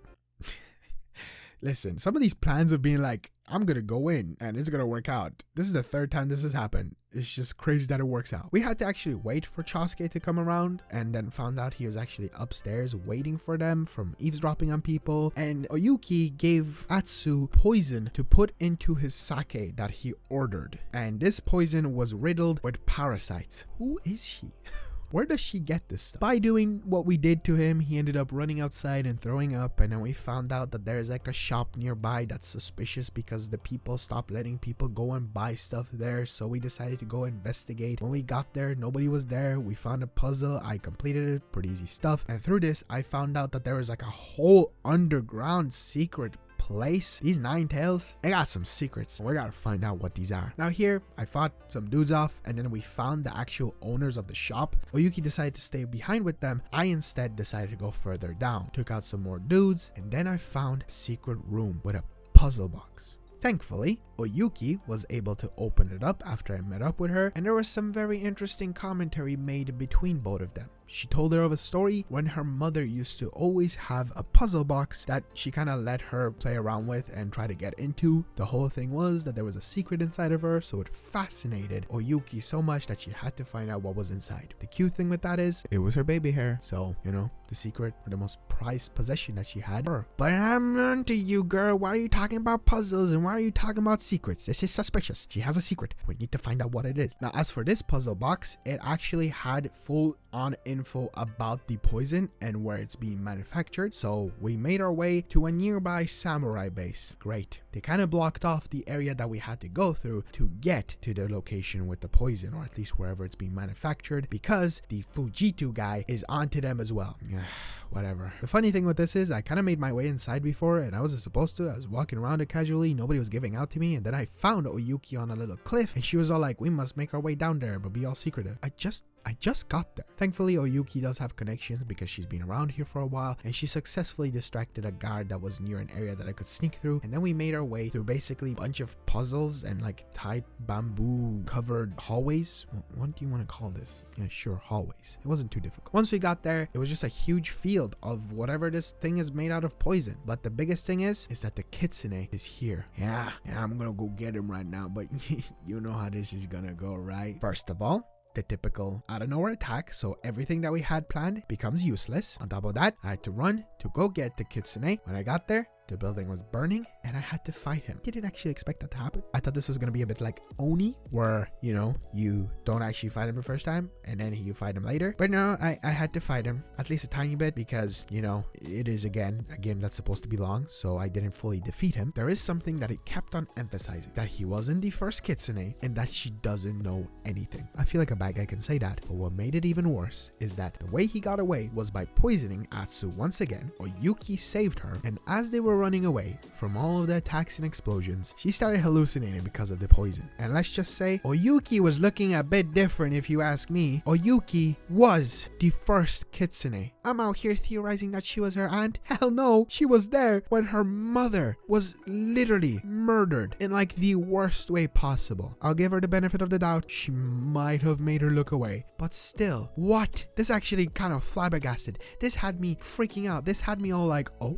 this story good. Because I thought this was going to become like a family story where, you know, it's all about revenge and all of that. But then you get to meet family members. No, you are teaming up with the first kitsune. The kitsune that killed her mother, or at least was there for killing her mother and father that night. Burning tree. She's good. Why is there a second kitsune? Holy airball, I am asking too many questions too fast. I'm so sorry. This kind of good. I don't know about you, but this kind of good. Well, let's just say Tatsu did not take any of that well. Like at all. And to be fair, it makes sense. But then again, Oyuki is a pretty good character. Like, I think she's my favorite one. Madgoro is high up there, but Oyuki kind of takes over Madgoro's stuff by a landslide. After Atsu came to her senses, prior to that, Oyuki did say that she wanted to meet her at a special spot. And of course, because Atsu is so vengeful, she got to see her, didn't listen to a word that Oyuki had to say, and then had to fight her. Or well, I had to fight the original kitsune. So that's why I lost the first fight. No, that's a lie. Of course we're not going to be killing Oyuki yet. You see, somehow throughout the fight, Atsu was actually willing to listen to Oyuki and postpone the fight for the time being, because Oyuki did make a very good point. Since she used to be the kitsune, she knows more about Lord Saito and everything from everyone more than anyone else. And clearly, she's willing to help out. So why not let her teach some stuff? The stuff that she ended up teaching her was actually very beneficial for a gameplay standpoint, mainly because it benefits the stealth idea of this game. The first stealth thing that she taught her was being able to kind of focus and see people through walls. This is actually really good because it makes, like, you know, seeing through walls better. Kind of straight up became Matt Murdock for a split second, or just overall whenever you're stealthing around. From here, before we continued, she also told Atsu the tale of the kitsune, which kind of made Atsu a bit more emotional, which is a good thing, because because turns out she wasn't always the kitsune. It all started with a keeper's daughter who had unfortunately become a slightly like Saito's old clan's assassins of the night, let's just say, after the Saito clan fell. Something I completely forgot to mention, the Saito clan actually was a big thing inland,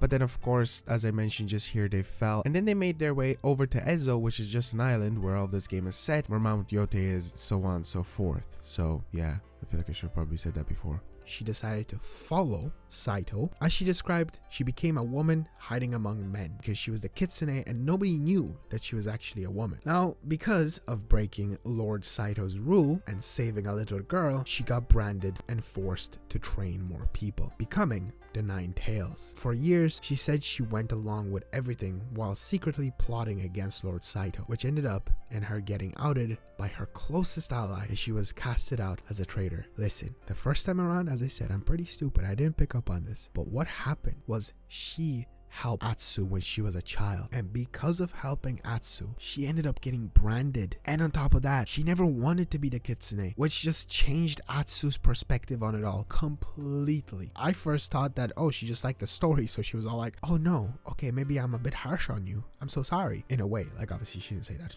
You think Atsu has it in her to be like, hey man, I'm sorry. And the biggest part that I took from that little story was that she found an unlikely ally in the little girl she saved all those years ago, which was Atsu. I'm so stupid.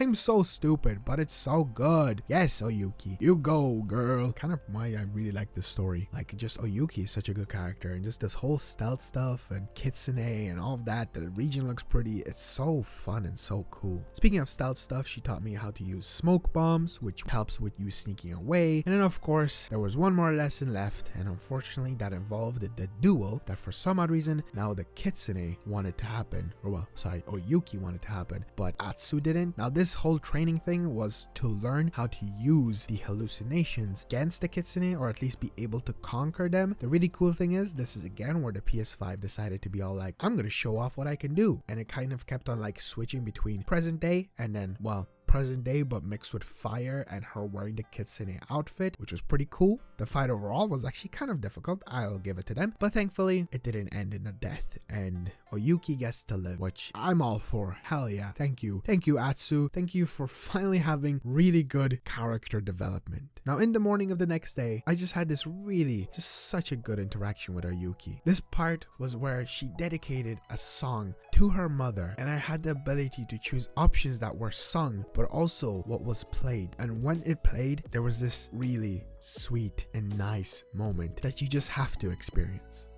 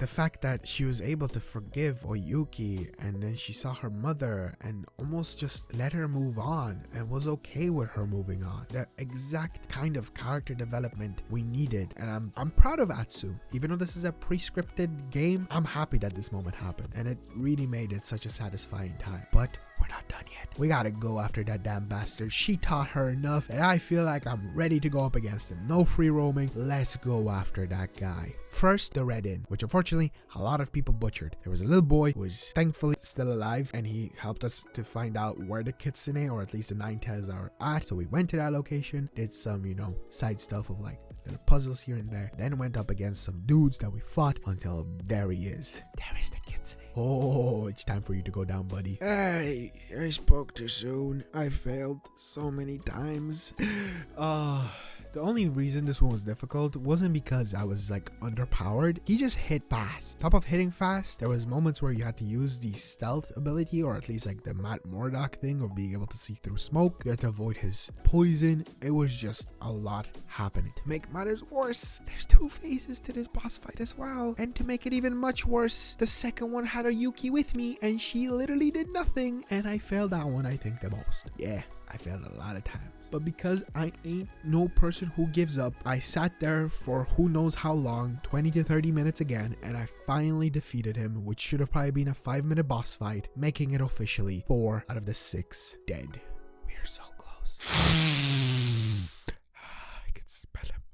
I can smell him all. Well, since that's done, Oyuki was, done. Her character development is done in a way. Like, as in, obviously she's still gonna stick around, especially since she said that she's gonna meet her at her house, but it's just a happy ending in a way. The original Kitsune was forced to do what she didn't want to do, and now she gets to live on her life and redeem herself and help out the little girl that she unfortunately was part of in the past in a bad way. Again, brilliant. I really do love this kind of storytelling, and I wish it had a bit more of it, because we're pretty close to the end, as you can tell. Like, we just did most of them, and all that's left is the spider and the dragon, and of course Lord Saito. Now, since I'm so far into the story, I decided it was time to go back home and try to meet up with Oyuki. But instead, I actually met Jubei, which was nice because it gave them an opportunity to kind of, bond back home. It was his first time ever being back, and that activated some past memories, which finally showed me how Jubei ended up where he was. He thought that she got it bad. He got straight up shot in his chest by the spider or the dragon, one of them. They shot him in his chest and he fell off the cliff that's by their house. What? I think Atsu got the easy ending. He got blasted with pellets that I'm guessing obviously he survived, but that's insane. I guess the positive side of this story is that they got to spend some time doing some gambling and walking around and reminiscing, even though that was some dark stuff. We gotta go get the spider and the freaking dragon. Screw those guys. After a bit of time, there was also a moment where Jubei just had something on his chest. You just really wanted to tell Atsu, but Oyuki ended up showing up. And of course, Atsu is a silly person and decided to tell him who she is. That's not a good idea. What's with these characters making these stupid decisions? He was not happy, very much not happy, and decided to run off to Oshima Coast, where they were going to go and fight the dragon and the spider because they were located there, and they wanted to stop them before they got to the Oshima Coast, because that's where the Matsume samurais are all at. Because the place that I was at before, with first time meeting Jubei, was not actually their base. It was just a little outpost. We're gonna be going to the main area. Now, when I got there, something ended up happening, and that was that the spider and the dragon were actually at the gates, and turns out that after having this really cool ass epic battle attack to go defend the Matsume place and the Oshima Coast, they were all attacking with a huge fleet that was evading. The war between Lord Saito and the Matsume has officially begun, even though I thought it was before, all the stuff of war never changes. Anyway, one thing that we also made a discovery here is that, yeah, Jubei did have in fact a secret he wanted to tell Atsu, and the secret is that he has family on the other side. Excuse me? Not predictable at all, definitely, especially with that little getting a thing off of his chest. He became a bit silly and he really wanted to go attack at really bad times. Thankfully, Oyuki and Atsu talked some sense into him and convinced him to wait before we go and attack and try to defend his family, even though it's probably very difficult to do that. I get it, man. I get it. Especially, I feel like Atsu should get it, and Jubei, both of them. They've already lost so much in their life. So we ended up waiting at least a tiny bit until stuff cooled down, after the whole invasion happened. The way we decided to go in was by sneakily taking out some enemies, and of course not sneakily, because it's very difficult to be sneaky around here. And I got to this point where I was supposed to defend Jubei as he went and distracted the main guys that had his family member. And to do that, the game finally gave me a freaking gun. You remember that part where Mad Goro was using it? I have been craving to use one of these bad boys. Now, they're not fun as much as I hoped, because it takes 30 seconds to reload them, but they are strong, and I'm pretty sure I just blew that guy's head off. Oh boy.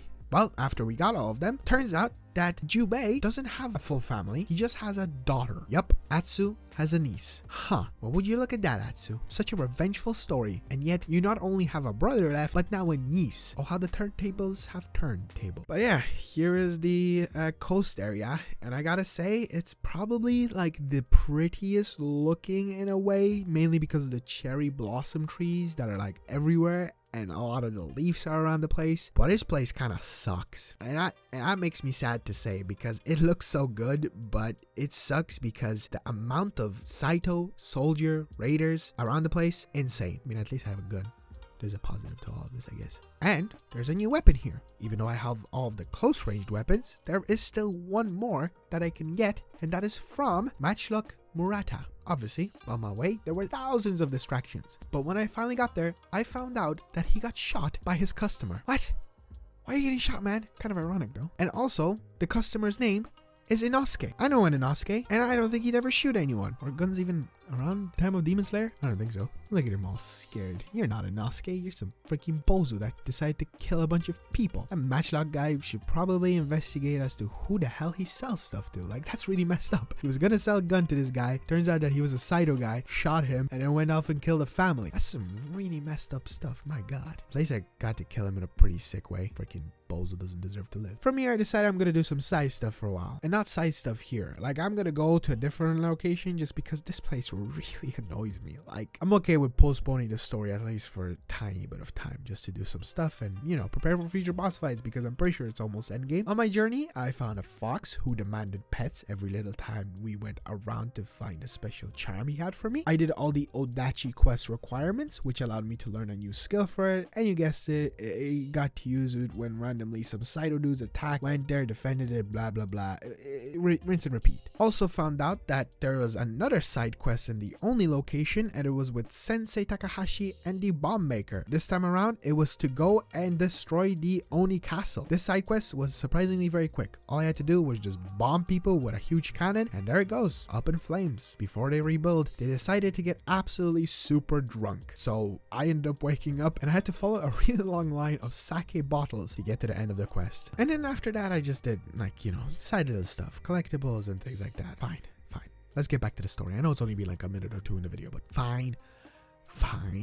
I ended up meeting up with Jubei and Kiku, who is her niece. I guess I should have probably told you what the name is. It's Kiku. Here I ended up sneaking around with her to do some side quest stuff, which isn't really side quest because it's the main story. This time around, we had to go to the army because she kind of has like her father's mindset of she really wants to help people, and the Matsume people are like, we can't give like medicine to normal people because the army needs it. But she was all like, but the normal people need it as well. So we ended up seeking it in the armory, and it was just like a little bonding moment. It was pretty sweet. Right after that, for once, Jubei's boss person specifically requested for her to come and talk and plan about what they're gonna do with the dragon, who's actually located in a nearby lighthouse. The overall mission for it was pretty easy. Just kill dudes, try to get up to the lighthouse, chase him down, and of course, let the dragon get away. We can't, again, have you not noticed the pattern? You obviously always find the bad guys, but you don't fight them right away. Duh. Even though he did get away, Atsu, Oyuki, and Jubei did meet up to have a plan. And the thing with this plan was that they've discovered that the spider is chilling in a nearby retreat, and they plan on trying to kidnap him because the dragon and the spider are siblings and they have a very, very big relationship between each other. One that now will benefit them in the sense of allowing them to use the spider as bait to get the dragon in, and maybe even Saito to kill them all at once. That's gonna go great, isn't it? The overall plan is to sneak in with Oyuki and try to capture him. Kiku, she of course is a child that is way too curious and decided to catch along at least for a while. This is a disaster. Thankfully, she did stay behind. Good. And when we got inside, it was supposed to be a stealthy mission, but it turned out I'm not that good at stealth, as I've already mentioned. So there was a lot of spotting me, there was a lot of fighting me, but overall, I got to where I was supposed to, and that was to dress up as a performer to go capture him. Now listen, for some odd reason, not only is the outfit for the performance just her samurai outfit with like samurai sword, but I got the mask. You know the mask that's like on the poster and everything? This is the point of the game that you unlock it. Way too similar to the Tsushima game, where at the end of that one, you unlock the, you know, Ghost of Tsushima mask. But whatever, we keep on moving on. The thing that kind of made this whole part a bit more emotional is the fact that the thing that she was going to be performing is the Night of the Burning Tree, aka when her parents died. That's very poetic. I think my favorite thing about this is when she got straight up to the face of the spider. It was a bit tense, but it was also pretty cool because this was, I guess, considered as a little boss fight where it constantly had the Saito men constantly attacking me. But you see, this was the point where she further developed her time as the ghost, because now she unlocked the ghost stance, which is just like an additional ability onto the Unreal Howl that I mentioned before, where you just like scare people and then stab them with ease. This allows you the ability to take out 3 enemies with like definite kills and slashes. I'm pretty sure it's 3, maybe it's 4, but I most of the time got 3 of them. From here, I also was able to just headshot, headshot, headshot, headshot, headshot.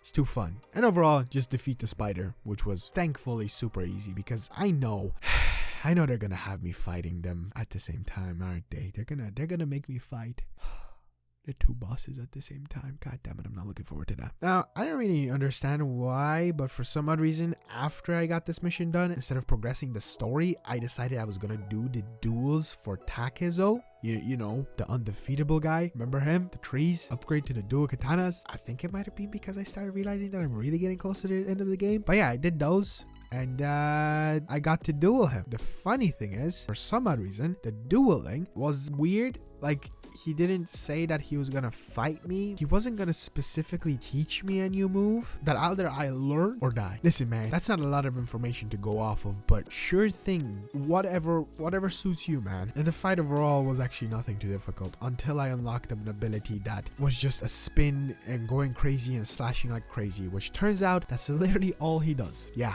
Takezo just simply slashes at you from left and right like crazy, and that's how he defeats people. He's unpredictable. Also, that wasn't really all of Takezo. He said that because I was so good at this, he wants to meet me at the top of Mount Yotei to like 1v1 there. No, I'm good for now. That's something that I'll do later. Instead, I decided to go back to Enomoto and do his side story, like finish it off to learn the next Kusarigama technique. Now, the thing with this is, I would love to tell you this story. I think this is the most like emotional one to me. It was just really good, and instead I'm just gonna quickly break it down. Basically, he taught me the brand new ability, which allows me to grab people, which is really sick, which helps me out especially with like stealthing. I can grab people and then stealthily kill them. But overall, it ended in Enomoto's grandson getting killed by me, which you know, it's kind of messed up if you think about it, but it was a very emotional and good story, and probably my favorite one for upgrading of the weapon. So if you get the chance to play this game, I really recommend for you to do this. I just felt like mentioning that I did it. Didn't want to talk too much about it, but yeah, rip grandson. Sucks to suck, man.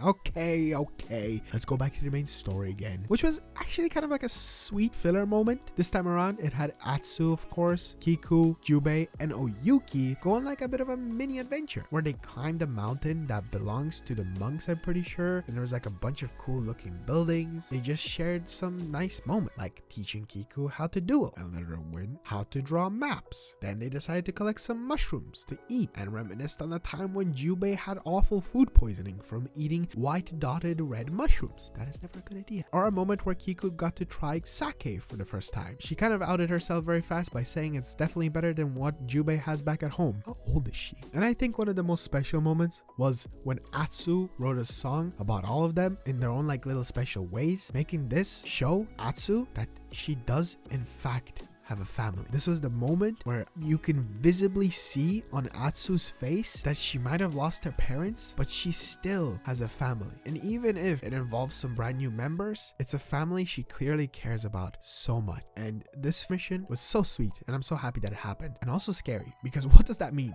Whenever games or movies or anything have these bittersweet moments, it's just like, who's gonna die? Huh? Who's gonna die? The spider. Because it's time to execute him. That's right, it's the next day and we are using him as an execution thing. Or well, actually we're just baiting out Saito, because the plan was to put him on this pole and have them all come in on boats. But then when I investigated those boats, they were empty, because guess what? Saito and the dragon ain't dumb. They decided to have all of the Matsume be prepared at the shore for their, you know, attack by boats. But instead, Saito commanded his people to attack from the other side, which means that's where like Kiku is and everybody, you know, like all the normal people where they were hiding. They thought they were safe. Brilliant idea. Unfortunately, what made it worse is that not only the dragon, but Saito did end up showing up at the beach to get the spider, of course. Here is where the previous mission kind of becomes a bit like, oh, did that really mean something? Because obviously Jubei and Oyuki wanted to go help Kiku and the people. Again, fight for the living. Whereas Atsu let her vengeance get to her head, and she made the decision that she was going to stay back and try to fight the dragon because Saito got away. Oh, she is. Sometimes I'm like, oh my god, yes, they're doing exactly what I want, and then they don't do it. But it makes sense, and I understand why they're going with this approach for the character. But what I'm not okay with is freaking boss. This was not easy. Remember when I told you they're gonna make me fight 2 of them? Of course they were. Ugh, stupid ass freaking boss fight. The only reason it's stupid is because obviously there's 2 of them. Thankfully they're not both attacking me at the same time. Like, they even take turns, because the spider uses a gun to shoot me from a distance, and the dragon is the one that's slashing away at me, and the dragon is like, hey, now shoot her. So I know when to avoid his shots, but what I didn't really know for a very long time was how to avoid the dragon's shots, because if you got away far enough from him, he was gonna blast you with his pistol. I failed this boss fight so many times, like over and over and over and over and over again. It just took a lot of like time and learning and concentration. I felt like I was playing like the Souls games where I just have to know exact moves and exact things I'm supposed to do. But then I got him. Like, I straight up got the dragon like he's dead. Well, that's 4 out of the 6.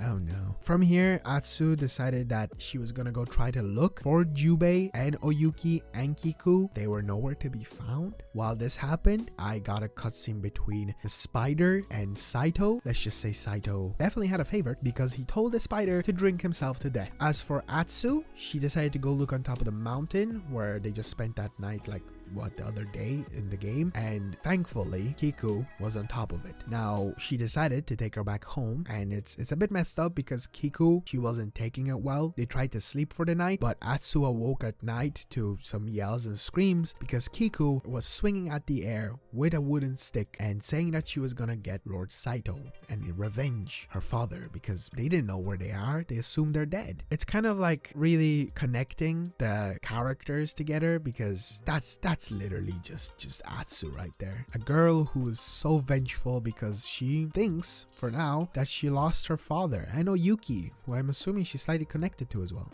At least she has Atsu, but it was a bit of a hard hit for her. This is the point where Atsu really realized she messed up. Like, really realized she messed up. She wanted to also find out where they might have been taken, even if they're alive, because of course there's no body, there's nothing. So she assumed that they got caught, and the person that she decided to go to look for was Hanbei on top of the Yotei mountain. Thankfully, he was very helpful in the sense of he reassured her, he told her who is important, and he had this line that it just hit hard. It was pretty good.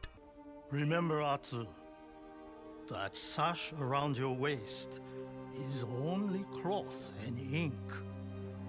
Your path is not yet set in stone. This was exactly what she needed to put into that vengeful brain of hers, even if she has regret. It's just these little reassurances that will help her develop her as a character and hopefully improve her. As for where to find them, he didn't know, but he told her to look for the spider, because the spider will know where to find Jubei and Oyuki. And the place he told her to look was at the Saito graveyard. Now this is the point where we're like almost ridiculous amount of hours into the video, where I want to explain how her father was connected to the story all along. It was mentioned in the game, but for the purpose of the video, I kind of wanted to postpone it till now. Basically, her father was the reason that Saito lost his youngest daughter. So if you really think about it, Saito killed her parents and wanted to kill her because it was revenge. If you look at it deep, it's a vengeful story within a vengeful story. And that's what I kind of appreciate about this story. It's an interesting way to look at it. The reason Saito killed everyone was because he was so hurt about his daughter dying that he wanted to go after her father and her mother and her brother and her. And that stab at the beginning of the game was the hesitation, because I assume he saw his daughter in her. Like, the connections between the way they broke up the past and the present was really nice. Now, she fully learned of this from the spider, who was there to try to mourn his brother's death and obviously his sister. And even though Atsu was trying to be all all cool with him and being like, hey man, I don't want to kill you, I just want you to tell me where the hell Jubei is and where Oyuki is, he did not believe her one bit. And the spider ended up like running, and there was like a long ass chase that turned into a boss fight, which was freaking difficult as well. There was like thunder and lightning in the background, and it ended in her slashing at his face, but only to take a bit of blood and spread it on that rag, that piece of cloth that means nothing apart from the Yotei 6 names, and she wiped her sword on it, freeing him from his family, the family that abandoned him. Clearly his father didn't care enough for him. He told him to drink himself to death. That's some messed up stuff right there. So messed up that he was even willing, after that moment, to help out Atsu to get to where his father is. And where his father is like the main place. Now, just before Atsu went out to get them, she reassured Kiku that she was gonna try to find her father, and they took a boat in. Here is where they basically manufacture all of the like bullets and guns and all of that stuff. So it's all like covered in sulfur, and it's supposedly all stinky. Fortunately, the PS5 controller doesn't have the ability to smell the stink off of it. Okay, that was stupid. But it was kind of a challenging enough area. I fell a good few times. You just had to go through dudes to get to Jubei and Oyuki, who, well, unfortunately, Jubei was up for execution, and the Lord Saito said he had something planned for Oyuki. I had no idea what it was, because I saved both of them and then found out that Lord Saito was instead off back to the burning tree house, aka their home, or I guess if you want to look at it a different way, the place where Kiku is. Yeah, so they quickly got on some horses and tried their best to get out of here as fast as possible. When they got there, thankfully, Lord Saito wasn't being too difficult. He said that all he wanted was to fight the Ghost of Yotei, or well, the Onryo. And as for this boss fight, of course it was going to be challenging, but for some odd reason, I had this patience in me that even though I failed, I didn't like get really frustrated like I did last time. I just tried to take my time.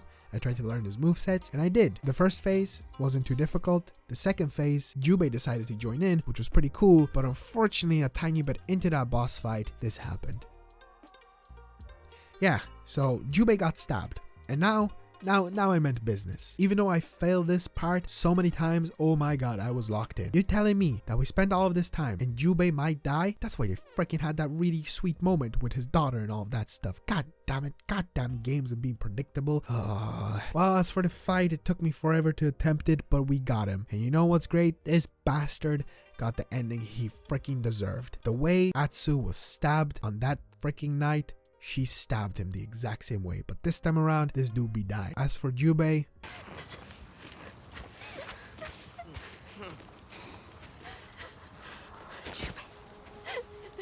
Atsu.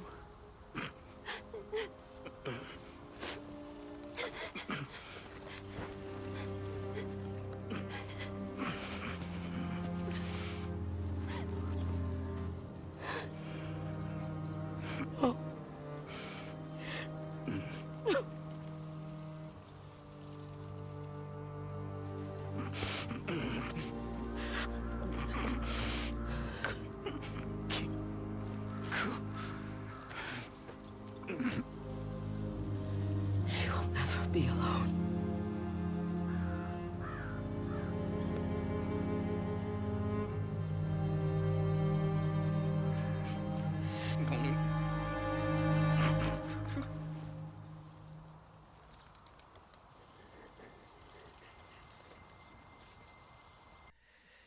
ah man.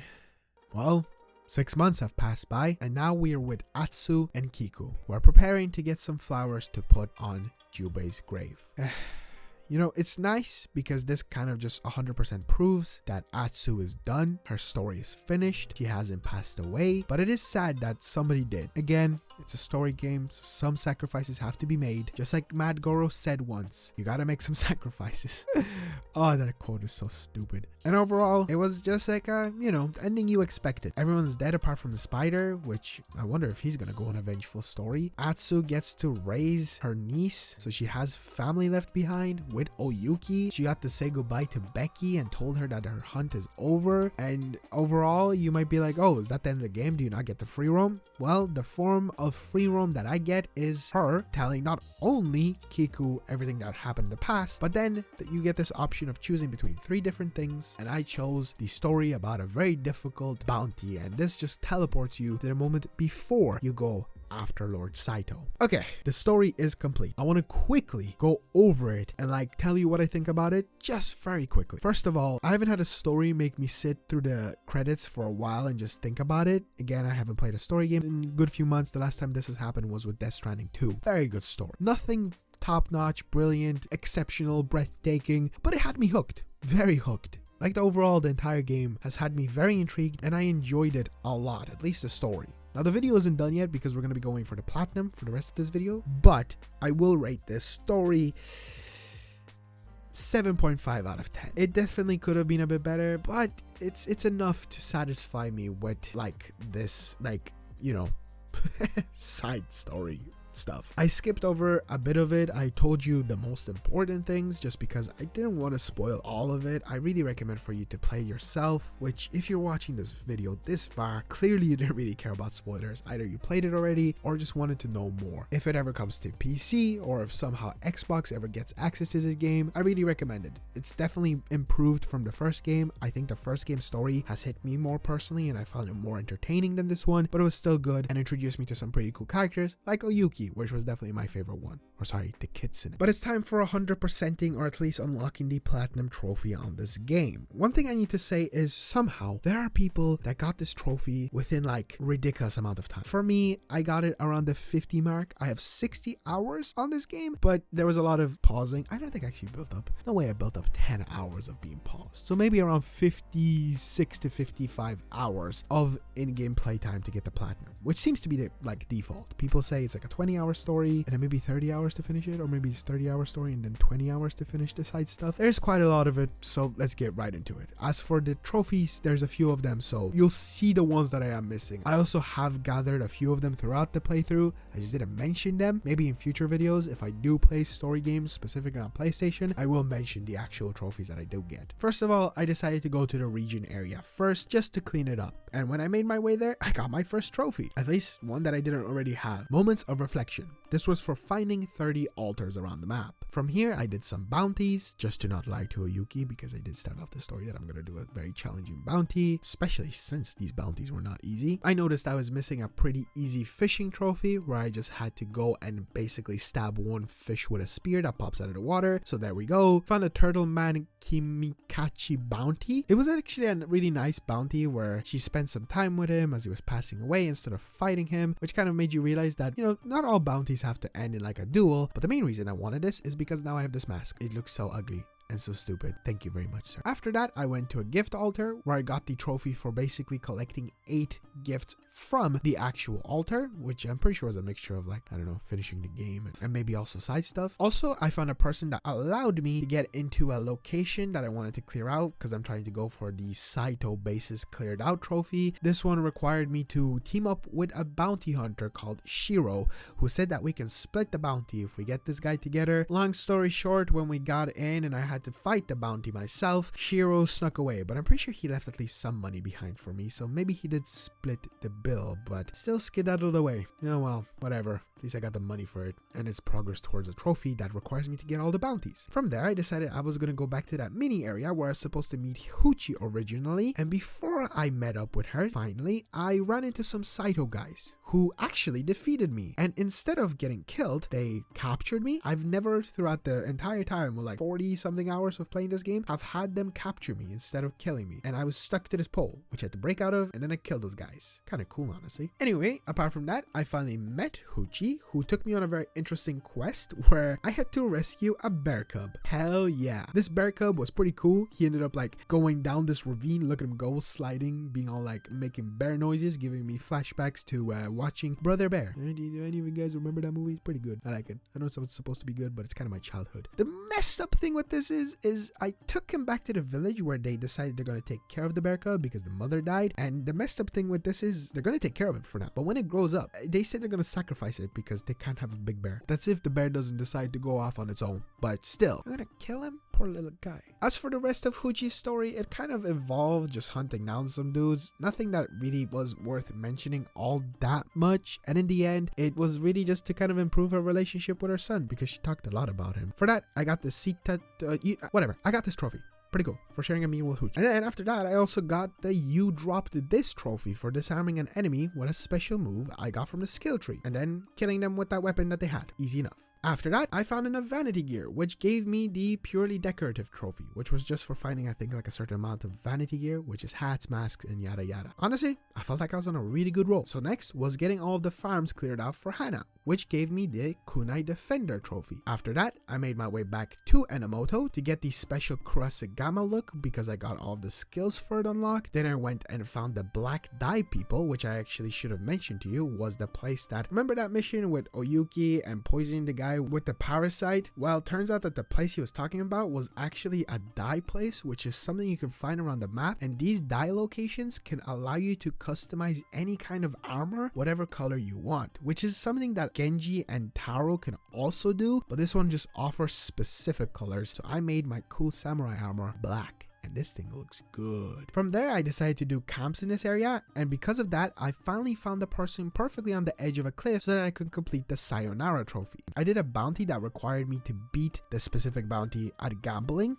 That didn't go well because I failed, and the whole point was if I beat him, he'll come with me. Turns out there was a guy who was actually willing to tell me that he's cheating, so that was great. I had to go upstairs into this building and switch out his cheating coin so that I could defeat him in the gambling once again. He was a pretty good chap and decided to listen and move along until he was like, I lied! And then I killed him and all of the other people. Little liar. And after a while, I finally ran into some good stuff. That being Ugetsu. You know you're in for something good when the tail guy shows up. He told me a tale of the Crimson Kimono. Basically, there was a girl who had a mother that was super skilled at making kimono, but also a father who was a drunk and also part of a bad gang. One time, the mother ended up getting murdered by her dad, and the girl, she did not take that good and went on a killing spree, killing her dad, killing the clan, and just killing a bunch of people, earning the kimono the Crimson Kimono name. After this, she was done and moved from place to place, making sculptures of her and her mother out of snow. I had to basically look for those to find the Crimson Kimono. The main reason was just to, I don't know, prove their legend that it's real, and it kind of turned into some like ghost stuff again, where it appeared that her spirit was guiding me with these bugs that took me to these orange looking trees with the sculpture, and then I found one where she like stayed at and then rebuilt the sculpture, and it seemed to satisfy the spirits enough so that she guided me towards the Crimson Kimono. Oh my god,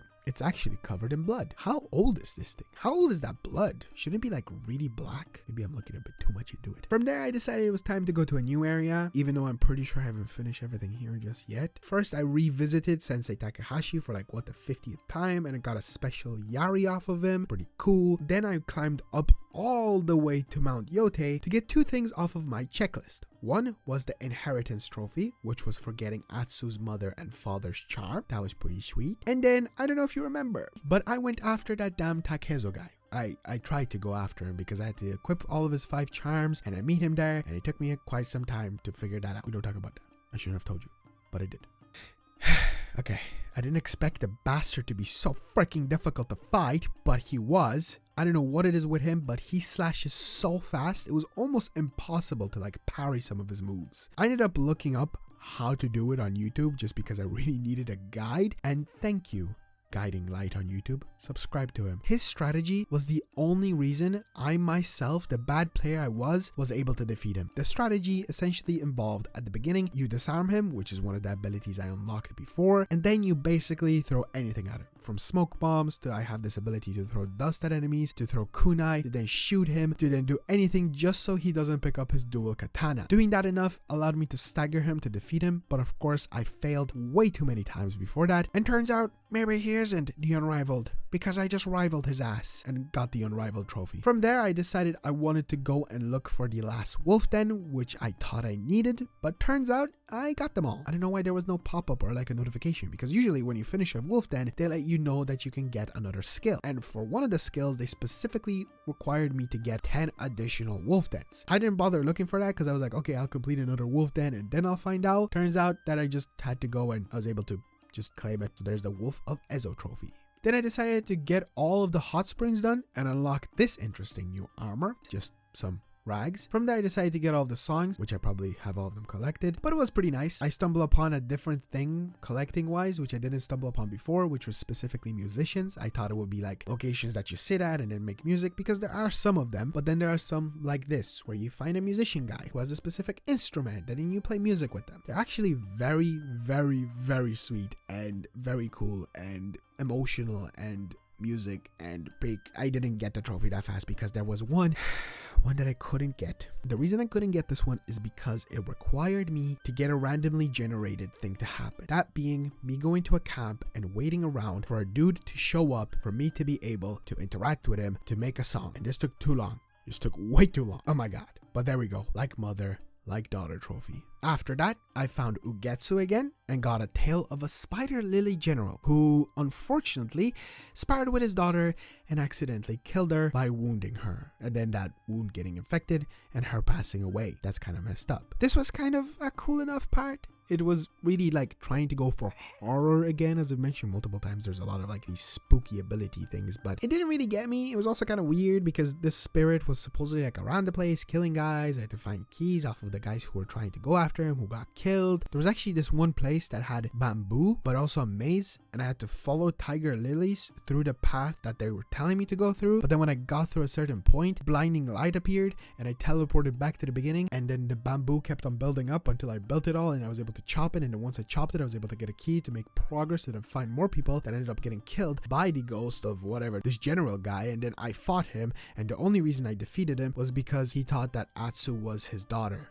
Is she schizophrenic? Can we consider her schizophrenic? Because she walked up to the armor and the armor was just chilling there. After that, I met up with the Odachi Yoshida guy and he did some meditating with me. We just sat there for a very long time.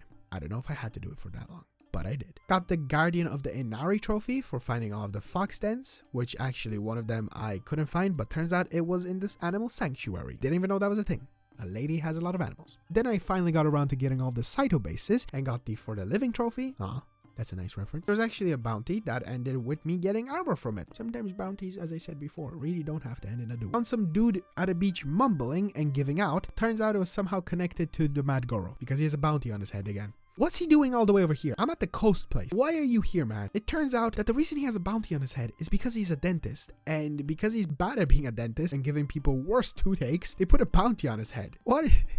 I helped him out and that counted as defeating him. He did say this one thing where he wanted me to bring my handsome brother. Does he have a thing for Jubei? Boy, do I have something to tell him. And then from there, I found another Ugetsu tale. I'm pretty sure the last one. And this one, ooh, this one is a special one, ladies and gentlemen. You see, I found this gray-brown box. Upon following it, I found this beautiful white field. Instantly, I got covered in goosebumps because I knew what this was. And moving on further, it proved it so much freaking more. A flute, other references to past, like really ancient stuff, and a tree, a red tree, and a gray with a very, very, very familiar symbol. You see, ladies and gentlemen, Ghost of Tsushima happened 400 years ago. The decision that Sucker Punch made, where they decided that they were going to be taking the story towards the direction of it being focused on a new character, made me upset because I love Jin Sakai, which is the main character of Ghost of Tsushima. As I've mentioned, that game got me through a very difficult time, and especially that character, he was just very good and I connected with him a lot. I don't know why, I just freaking loved him. And the fact that they gave this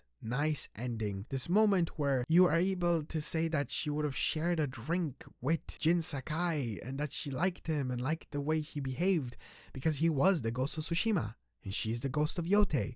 And I'm really intrigued to see where the future takes us with this future game installments. Like, are we going to be seeing the ghost of, I guess, another Japanese location, maybe another mountain or something? It was really nice. And I even unlocked his mask, which made it so much more special for me. Like, I genuinely teared up. I'm not afraid to say it. I was covered in tears because it was just so nice. And Ghost of Tsushima might not be top-notch game, but it was super, super cool and super, super fun to play. That's why I was so excited for this game. From there, I did a quest for Dragonfly armor, which was alright, I guess. Like, nothing crazy. Just back and forth stuff, and then a guy let me get the armor itself, which unlocked me the For All Occasions trophy, which was for unlocking all the armor in the game. From there, I found this place which was from Atsu's childhood. It's basically a mini game to test your aim with the bow somehow, as someone who literally only uses the bow for most fights, I struggled with this. Basically, you just have to shoot the hoop and you have a limited amount of arrows, so if you miss, you then have to replay it. And it's kind of annoying because you kind of have to go through the same voice lines over and over, especially since you need a trophy for this to be able to get a perfect score at it. And I did get the trophy, but it was still very frustrating and whatever. From there, I was trying to find my last altar to be able to get my last skill tree ability, and I looked everywhere. Like, I think I spent forever trying to find it. I looked up videos, I looked up map locations, zooming in, zooming out, enhance,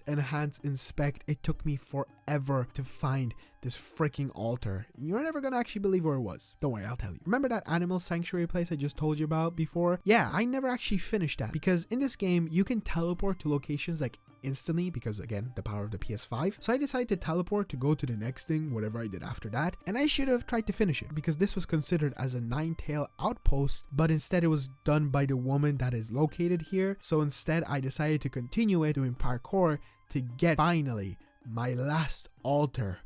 Oh my god, all of the skill trees are unlocked, but no trophy, because guess what I need to freaking get? Not only do I need to complete all of the bamboos, which I already did, so I have all the yellow balls unlocked, but now I also need to get these puzzles called the reliquary puzzles. Reliquary, whatever. They're basically these specific locations with these pillars that are usually surrounded by foxes, and then there's a little riddle note or just a note on them that tells you that you're supposed to either have them facing towards this pillar or have them facing towards the mountain. Whatever you do, once you complete it, you unlock a charm. There it is, Child of the Mountain trophy for getting all of those puzzles. Now, since I have all of the bamboos and hot springs, I now had to collect all of the shrines. They're kind of combined into the same trophy. Again, as I mentioned, shrines you have to just climb for quite some time, and there was a few of them left. It is kind of peaceful to do parkour in this game. It is very guided, like you know exactly where you're supposed to go, and it is a repeat of the gameplay from past games, but it was nice, and I got that done and got the body, mind, and spirit trophy. On top of that, I got a really cool thing, and that was this mask. I literally had the Leonardo DiCaprio moment where I was like, hey,